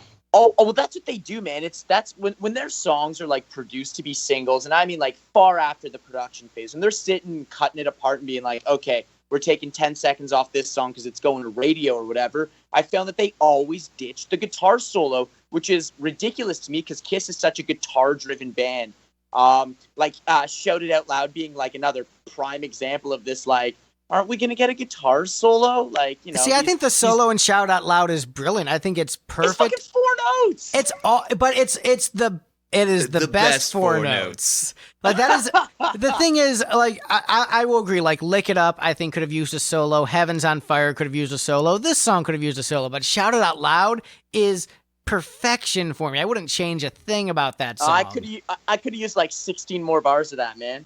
No, but I get your point, and I think, I digress. Forget Shout It Out Loud. This song needed a solo. Those couple notes there aren't even the right 4 notes. So This song definitely needed the treatment of a proper solo. This song should have. So what they should have done is had the same amount of space, but had Vinnie Vincent play about 10,000 notes. Yeah, it's like Paul Stanley like air guitars it or whatever in the stupid music video, right? Yeah, but I will say I've grown to like those 4 notes. They're catchy. They have punch. It leaves me wanting more. But hey, those 4 notes are in my head right now, so they're still catchy. They picked catchy notes in the key of the song. I hear you, but I tend to live my life with one simple principle, and it applies to my Kiss records too. More is more. I mean, you see, correct wrong, but there's no solo in Rock and Roll All Night, the studio version, right? No, and it's very much missing. The live version is much better because, man, that solo. And the thing is, I like a good composition for a solo. So the solo on Rock and Roll All Night is composed very well. There's melody and build to it, and it's an afterthought. The song's only 2 minutes long, so there's plenty of room to add a solo as an afterthought, though. But I mean, like Ace's solos, they're songs within songs. There's usually melody and structure, and they build to something. And so I like a solo that builds to something, or is just so over the top. I tend not to agree that more is more in a lot of musical senses, because I've worked with guitar players who have wanted to solo over my lead vocals during verses. I'm like, yo, dude, I think a pinch harmonic here doesn't really work on this acoustic ballad. And it's like, nah, man, do it all the time. Like, for me, it's always about what best suits the song, what best suits the material. And sometimes, like in the case of Megadeth, it's shred your ass off and go insane. And sometimes it's like, hey, play something simple and melodic and beautiful like Bruce Kulick in Forever. So, it's all about what works best with the song. I think in this case, what they did works, but I think they could have done something better with a flashier solo. Sure, but doesn't it prove the point, though? What we're saying is that you release Rock and Roll All Night without a solo, it doesn't do anything. You release it with a solo, and it makes the band huge. Well, but I don't think that's necessarily the only difference between the studio cut and the live version. The live version is faster. There's more energy. You have the crowd singing along. It has vibrancy and life. It also wasn't just the song that made them famous. It's that record, right? Right. Sure, but what was the first single off their record? Was it Rock and Roll All Night? To be honest, when I think of that, wait, you're talking about when Alive comes out? Yeah. Sure. Here's an interesting thing about Alive and singles is regardless of what was attempted to be released as a single, the single and the B-side was not what sold that record. It was the goddamn packaging, and it was the goddamn live experience of the whole show. That was not a record that was like pushed in a single sense, I don't think. That was like every kid had that record. No, with albums like Destroyer, you'll hear all the time people like, oh man, I had the single with Beth in Detroit Rock City on it. It's like, I had the 45. With Alive, it's like, no, I went to the store with my mom and bought that record in the 70s, and it changed my life. Other than Beth, Kiss was never a singles band. Yeah, absolutely true.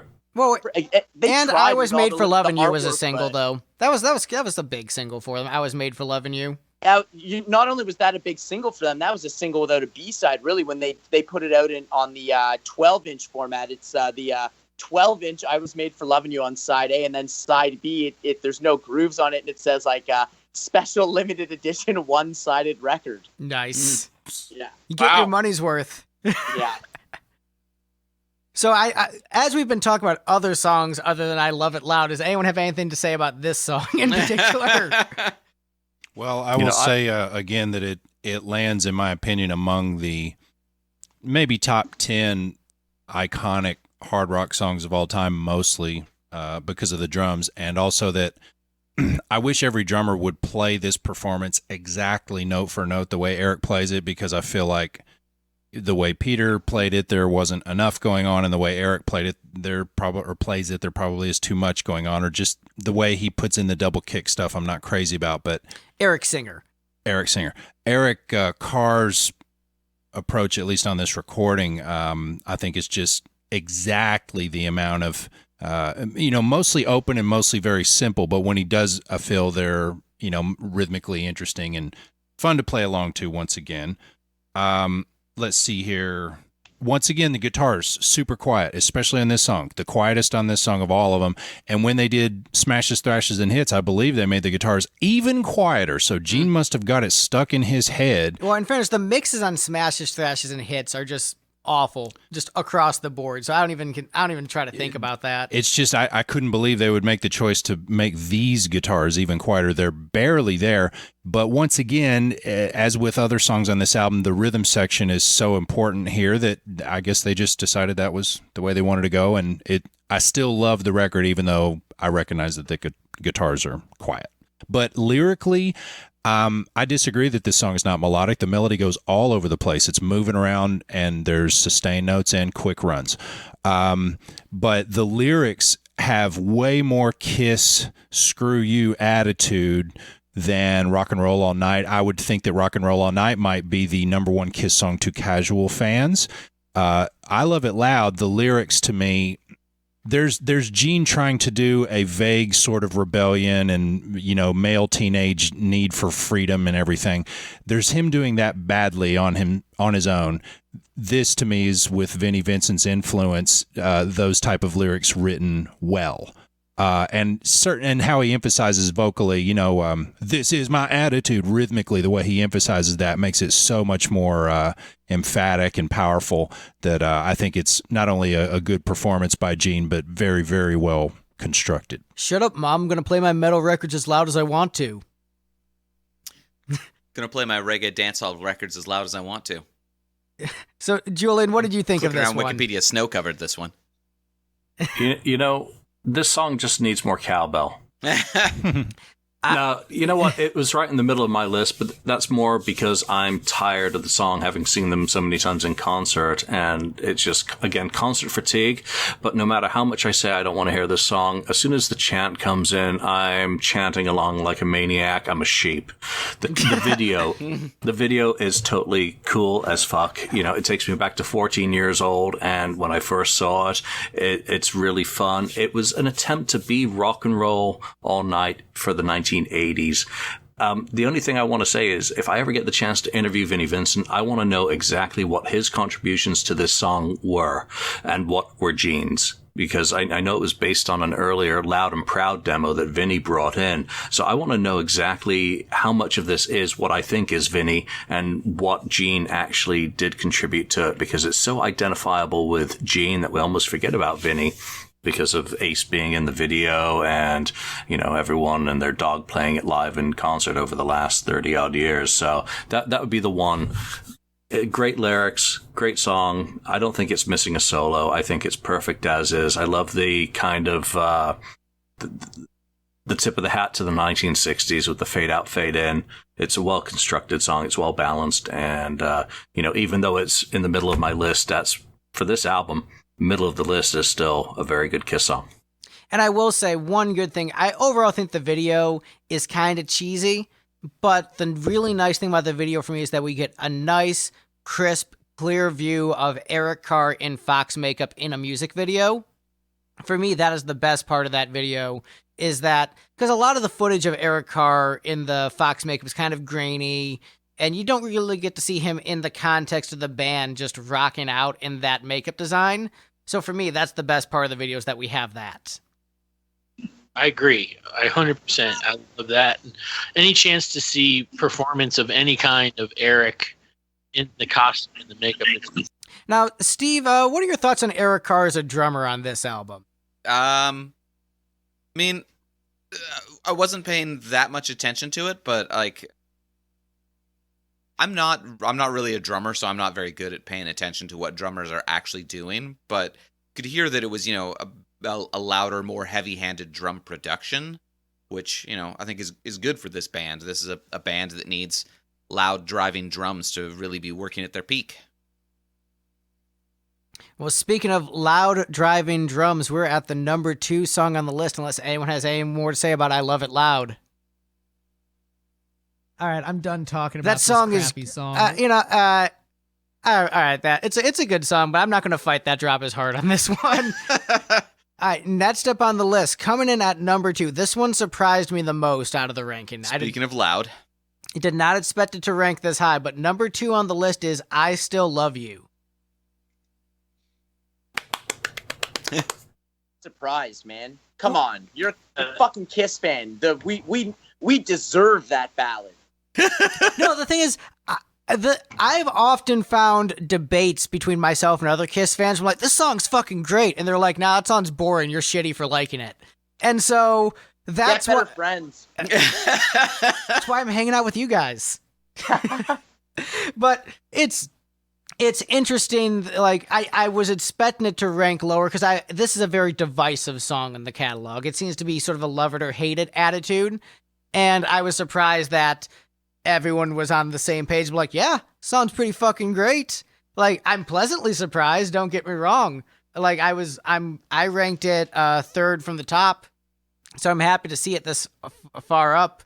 It's a brilliantly constructed piece. It's the perfect length. It's long, but it doesn't drag, which is really good. Great builds, the thunderous drumming, and Paul Stanley's vocal are just so brilliant because it's not sappy. It's desperate. It's pathetic, but in a cool way. Like, I love this girl and she's broken my heart and I need to get her back, because I think anyone who's been in a relationship where they didn't have the upper hand can relate to, like, you know, you break up with a girl and you're like, I want to get back together with her, and you get desperate and you try and you fail. And I think once you get out of your teenage years, you know, most of us grow out of that and we're like, oh, I was kind of fucking stupid as a teenager. But like as an angsty teenager in love and the chick wants nothing to do with you, this song is fucking brilliant. It's great. I love the song and I'm glad you guys like it too. Thanks, guys. Aw. Wah, wah, wah. Group hug. Masterpiece, this song. I think it's like the way it's everything is said exactly right. It's like, you know, when you're pining for some woman, or I guess man, depending on who you are, but when you listen to the song, you go, man, everything he's saying I've felt at some point, even when I was 15 or 14 or I don't. It's strange, but it's just a great song. I love it. Well, and I've probably on this podcast used the phrase triumphant sadness before, but that's a term used to define the mode that is employed when a song has a lot of the 4 to the 6 minor. So lots and lots of popular songs employ that mode, and the sound is best described as triumphant sadness. And this song is an excellent example of triumphant sadness, which is, I think, the feeling of a lot of passionate, artistic people where you constantly feel you're having to hold your emotions in and the world can't handle them. And this song is just full of sadness and rage at the same time. And I think lots of us have felt that way. And, a lot better to take it out by playing air drums to this song and singing along than it is to start smashing windows or something. But there really is nothing I dislike about this song. The rhythm, sound, and part are beautiful. Guitar part, I mean. The solo is beautiful by the great Robin Ford, as we know here. One of the best solos on any Kiss song. The drum part and drum sounds are among the best. Let's see. I couldn't imagine. The vocal. This to me probably is Paul at his peak, and because I'm not bothered by either falsettos nor am I bothered by throaty singing. I like the full nature of his tone up to this album and a little bit beyond. But and also I believe there's a little bit of a reverse reverb on his voice that you hear in some of the last lines in the song, how it fades in, the reverb fades in before he sings the note. So that's pretty cool. But I love this song and I think it's one of the best in their catalog. And just in terms of composition, I love that Paul said, at the time I wrote this, I was pretty happy and in a good relationship. And so it wasn't him writing from something he was feeling at the moment, but just writing as a character. As a writer, I enjoy that quite a bit. Dan, are you playing the song right now? Yeah, I was just riffing on that lick because it seemed to start talking about the chord switch, and it's that melancholic, triumphant sound. It's something that a lot of writers use, and that exact chord progression appears in so many different ways in songs I love. But I think that like the way that Paul uses it here, it's like absolutely incredible, dude. The amount of ex-girlfriends I've played this song for on my fucking guitar, like in an attempt to get them back, and usually it works. It's the best part. So that is amazing. Because if I feel if I tried that, they'd be like, "That's kind of creepy." Because this is kind of a creepy, desperate song. So props to you. It's totally Paul at his best. I think I would say, I mean, I'm sure I could be eat these words once I start listening to some more Paul songs later this afternoon, but I feel like this is my favorite Paul vocal performance, like in the catalog, like straight up. Have you heard My Way? I've heard My Way. Remember, folks, this ice cream is colder still than Bluebell. Dude, this song slays, and as you say, the solo is totally tasteful, and the way it builds up, oh man, it's very, very powerful tune. I don't think anyone here will disagree that it's a fucking killer tune. Anyone disagree that this is a fucking killer tune? Steve, you hate slow songs. Bring it over to Steve. Hey! This song is slow and long. It sucks. It's a ballad. Okay, so normally the way these albums go is I tend to rank the ballads way towards the bottom. This one is technically in the bottom half of my ranking, but it is fourth from the bottom. Because this is, I think, a ballad being handled correctly. They did one of them. They did it near the end of the album instead of like second or third. And they still have some like interesting production on it. This one also does as I said before, this one does the proto Def Leppard thing where they've got just the really big gang choruses with lots of reverb and stuff on them. There's a lot of fairly cool stuff for a ballad. So it's better than the rock song that they played too slow. Yeah, and just the thunderous drums, I think, are what really make this one. If not for the drum production, I don't think the song would shine as much. But, man, those drums just killing it. Yeah, but they managed to keep a balance. It's got all the elements. It's got the drums are there, but it's all about Paul's vocal. And it's already been said that this is one of his very, very best vocals ever. And, this song comes on and I go to the volume knob and it goes up, up, up. Just to hear Paul's power, man, it makes everything better. And also good lyrics.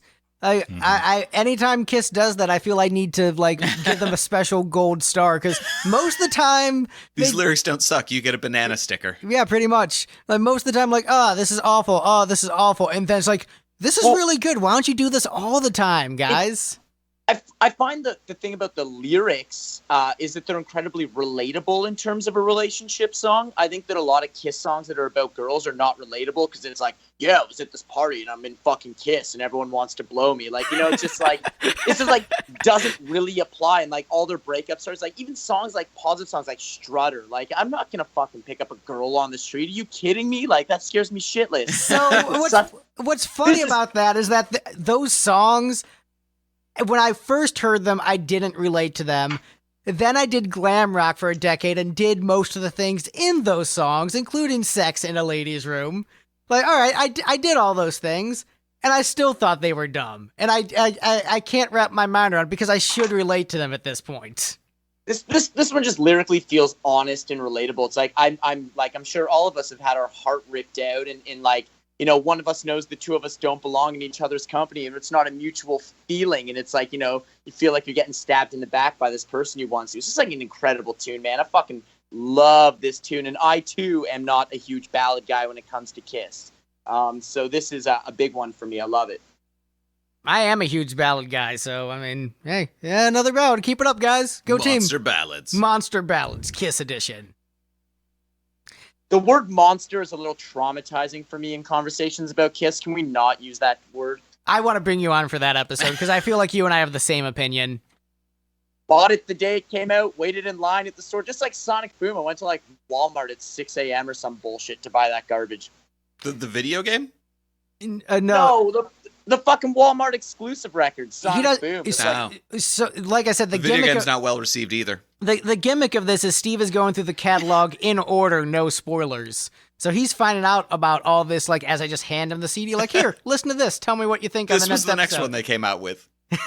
So he has no idea what Sonic Boom even is in the context of this dude, conversation. You're so lucky. I mean, he's lucky for a few months. I'm lucky for now. But let's go through the list again as we get to the number one song in our ranking. It's from least best to best.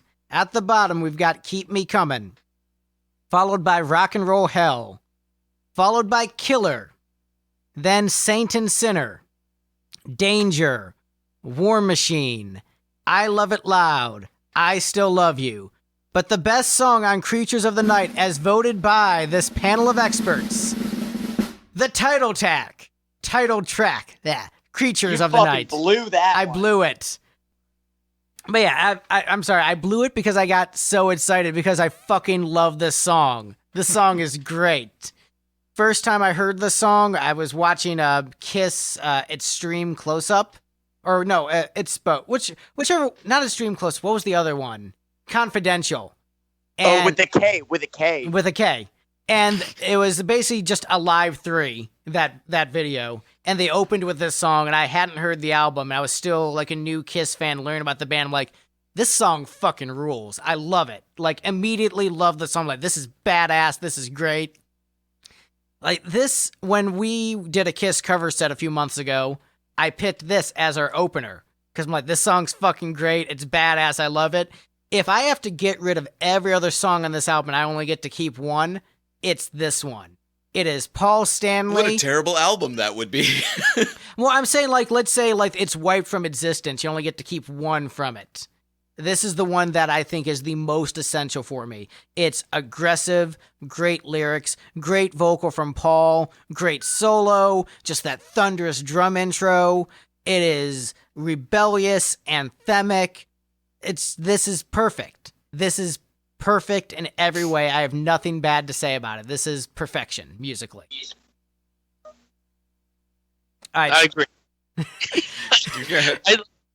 I love the fact that it's almost like they were sitting around and they said, okay, Eric, we're really sorry that we put you through that last record. We're going to have you start this one off. Can you come up with kick-ass that 30 years from now, there's going to be some guys on the internet going, oh my God, what an awesome beginning song to a record.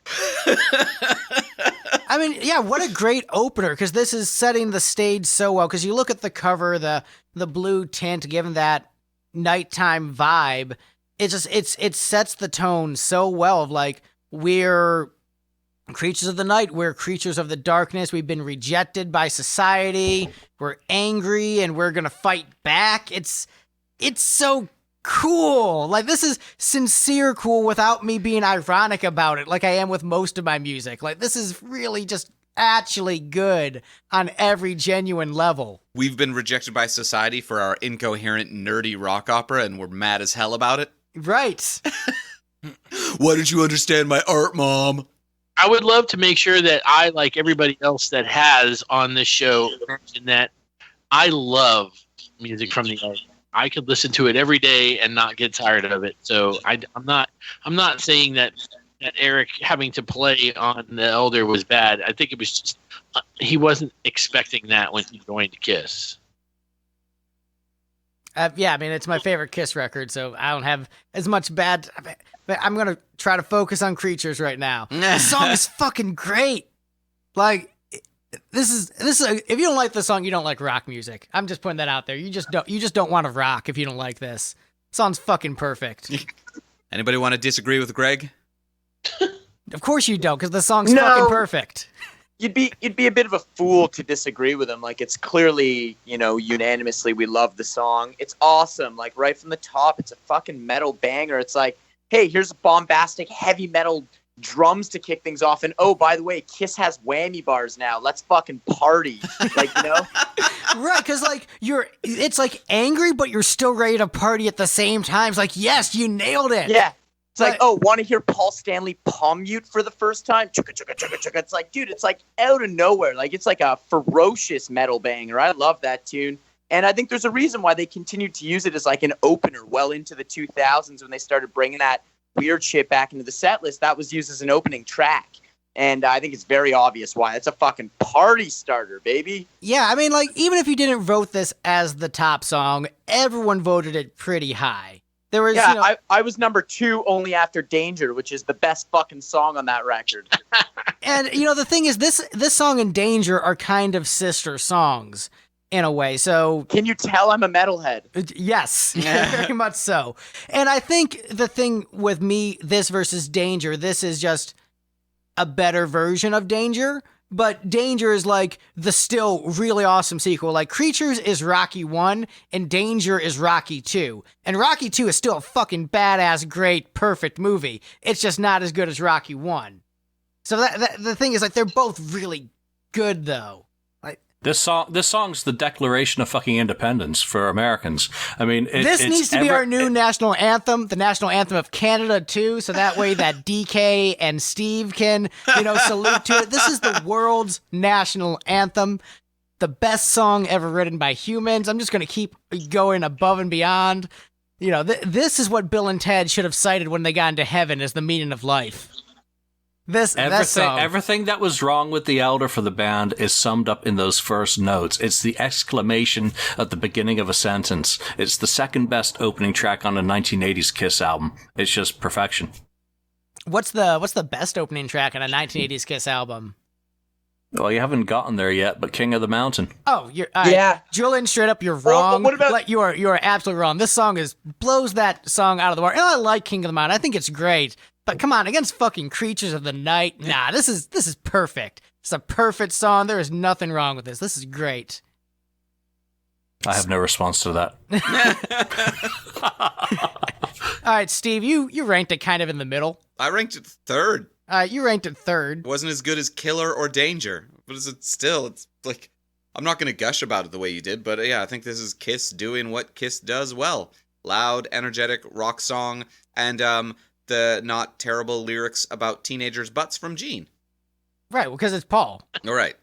Also, you played the song and you said playing the song made you resonate more with Gene Simmons as a bassist. Oh, yeah. Because you said that Gene was too lazy to do actual galloping. Right, yeah, because it's half of the gallop pattern throughout most of this song. But, you know, Gene's a bassist. Bassists are lazy. He could be going dun-dugga dun-dugga, but he's just like dun-dugga dun, dun-dugga dun. Yeah, you know. Skip some notes. Yeah, who needs to do all the notes? Relax a little. You know, take it easy. Again with oil of Olivia. I missed. Ruining my own jokes. You tried. Taking it easy. There you go. Hindsight is always 2020. Haha. The more I think about that comment about it being perhaps the greatest opening track on a Kiss record, I just can't get Animalize out of my head. That opening fucking lick and solo in Into the Fire, I've had enough. That's a scorcher of an opener too. That is a fantastic opener. I love that song. I know that one is a bit of a love it or hate it song in the Kiss community, but like it's Kiss doing speed metal. So yeah, like, it's total speed metal. It's like, yeah, Kiss doing speed metal. Finally, it's about damn time, guys. Yeah, there's a Diemonds track that has a music video that's a direct lift of that riff. I'll just leave it at that. Just so I don't get called out on it in court, but I'll say I'm greatly inspired by No. Yeah, that's something to be careful of saying in a post-Blurred Lines world. I'd love to get called out on it in court. Please, Gene, if you're listening, Uncle Gene, please sue me for everything I have. I'd trade my life for a vault. Notice me, senpai. Notice me, senpai. Also, like, hey, I ripped off I've Had Enough Into the Fire. Out of every Kiss song, I went with that. I dug deep for this one, yeah. It's like, you know what, I want to make it big in music, and so I decided to rip off a Kiss song, so I went with Cadillac Dreams. Yeah. And that's how I made it in music. But yeah, does anyone else have anything more to say about this song that is perfect and that every single note is perfection in? All right, well, that's our show. All right, let's go around the panel. And what were your guys' general thoughts on this ranking? Were you happy with it? Were you surprised by it? It was really close to what I sent you, actually. I was really surprised by that more than anything. When you wrote me back and said, hey, just to be clear, you're voting for the title track to be number one. In my head, I went, oh my God, is that wrong? Because I don't know. Well, no, because the thing is, these songs are so good. If that reverse order that you gave me would have been a very realistic order for someone to give me. So I'm like, hey, let me just double check. Right. Yeah. We do get a lot of spite low votings on singles. Oh, really? I think that we were very, except for I think it was very fair. This record is so hard to judge that way because tomorrow I'll probably feel differently. Yeah, I mean, Danger only ranked 5th place instead of 1st place, so there were some shockers in there, but it's this album I think is one of the more swingy ones we've had. Yeah, because at least for Kiss. At least for Kiss. Usually the Kiss albums, there's more consensus on the panel, but it's just me throwing a spanner in the works. Yeah, but even with Steve, in his weird opinions. Weird, ignorant opinions. I mean, I think it's good to have an outside perspective, someone who's not a super fan or even maybe much of a fan. Like, yeah, I like a couple songs. I think it's important to get that perspective. And this is probably, everyone has their deep cut from it that they love and rank really high. And for some people, it's Killer. For some, it's Danger. For some, it's both. But at the end of the day, I think it's a fantastic rock album. I think it's something that artistically Kiss can be very proud of for putting out just a kick-ass classic rock metal album. Agreed. I think Kiss fans could have done with a few more Bad Creature songs on albums like Animalize. Yeah, I mean, like the worst songs on here are better than a good chunk of the 80s catalog. And I like a lot of the 80s stuff. Really, the worst songs here are better than most of Gene's 80s songs. It's what it comes down to. Except Burn Bitch Burn. That song is great. All right. I'm going to go. We have a lot of guests today, so I need to make sure I ask our panelists where we can find them on the internet. D, where can people find you on the internet? Well, the album that I've been trying to get finished every time I've spoken to you so far, I'll be starting the order through CD Baby in the next day or two, and we're looking at probably a mid-September release, so look for Tall Dark Stranger's sophomore album called Contramundum, and it'll be on iTunes and everywhere else. And so also, by the time this album comes out, you'll be able to pre-order it. Probably right. I've been remiss the last couple of times. I'm always working with young bands, producing and things like that. And so I just wanted to give a shout out to some of the young bands I've been working with. They're the future of Nashville. I mean, bands like Hooping Belch, My Lucky Face, Bro Your Knee, and of course the big band Nickelback tribute, It Chad to Be You. So I just wanted to give them a little shout out. Thank you. Julian, where can people find you on the internet? You can find me under a rock. No, you can find me on the KissFAQ.com. I've got a new book coming out, Leopard Tracks, 1978 to 1988, the touring history of Def Leppard. Wait, hold on. That's not Kiss. What's going on, Julian? I mean, after this episode, it might as well be.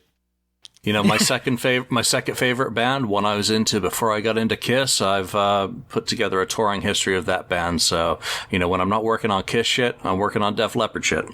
Oh, What's your favorite Leppard record? Sorry, I have to cut in because they're like legit my second favorite band as well. There's only one, High and Dry. Yes, my man. Okay, we got to hang out sometime. That's the reason I just bought a new guitar, because I want to play without retuning, and I just want to fucking play that album from front to end. Through the Night and High and Dry, Till I Die. I digress. Go on. Yeah, I mean, hallelujah. Man, guys, we all know the best Def Leppard album is Slang. Come on, guys. Oh, fuck off. Dan, where can people find you on the internet?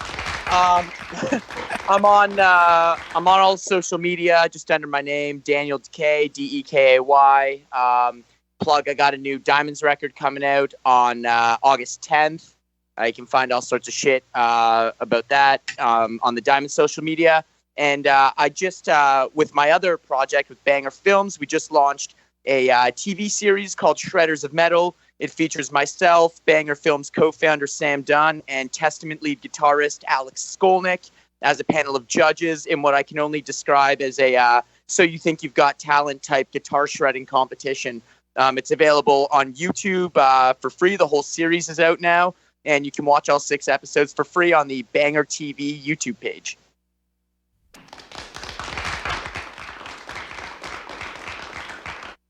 And Joe, where can people find you on the internet? I do a show called Podcast Rock City. Of course, it's all Kiss podcast. Comes out every Monday on iTunes and Google and all that stuff. And a couple other things. In about 20 days, I will start filming a documentary that I am putting together about Kiss fans only. It'd be basically our story, and hopefully to have that out next year sometime. And we'll be filming that at the Rockin' Pod. If any of you guys are going to be there and you want to jump on and get filmed for it, that would be great. And also, one of the things that I really want to mention, since we're talking about creatures, is October. Julian, you'll be with me, right, at the gathering, correct? Hell yeah. Okay, so Are you Julian, going to gather the Juggalos? we're going to be at the gathering Very in similar my makeup. where Vinnie Vincent is supposed to be getting on stage with and 4 by Fate to play some songs, and I'll have my show Podcast Rock City also has a radio show on KGFRocks.com every Wednesday night. It's live, Kiss Tunes, Kiss Talk, and I think we're going to go live that night as well. So I know it's a few months out, but you got to tell people now, because God only knows if it's going to happen. Right. Having heard what those songs are going to be, you want to go live that night, Joe? Yeah, absolutely. It's going to be amazing. You'll be there with me, with me. I got it. If Julian's we're going to be on the cruise together, which means we'll be drunk a lot. Hell yeah. And of course, as you mentioned, August the 25th in Nashville, the Rockin' Pod Expo 2018 edition. Going to be a whole ton of rock and roll podcasters coming together with an absolute boatload of guests. It's going to be an amazing event at the Palace in Nashville. Yeah, absolutely. That's going to, I can't wait to see everybody there. Yeah, I think Steve and I are showing up for that. Yeah, it should be, yeah. I mean, yeah, it's on the calendar, but, we might die before then. We never Who know. knows? The future's unpredictable. The Earth might get hit by a meteor. Right. I mean, you're Meteorite? asking us to predict the future, D. We can't predict the future. No one understood that reference? Okay, moving on from that Always Sunny reference. And we are Lipstick. Find us at lipstickgeneration.com. Hey man, that sounds like Charlie work. Finding us on And it's Mac Day lipstickgeneration.com. right now, so fuck off. I love this panel more and more. We're Lipstick. Find us at lipstickgeneration.com. We do glam rock. It's kind of similar to this, except our drummer isn't as good, but otherwise, pretty solid stuff. Find podcasts, glam rock, all that fun stuff. Have a good one, folks. We'll see you next week. Peace. I'm not sorry.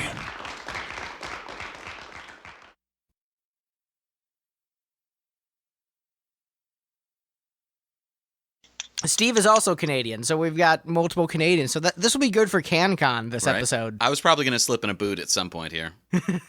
Yeah, dude, don't worry. It just slips out. I get told all the time when I do interviews that I'm one of the most Canadian-sounding people they've ever, an American's ever heard. So, you won't even need to, poke fun at it, dude. Right. My videos on the internet, all the comments are from Americans. Did this guy just say a boot 3 times in a row?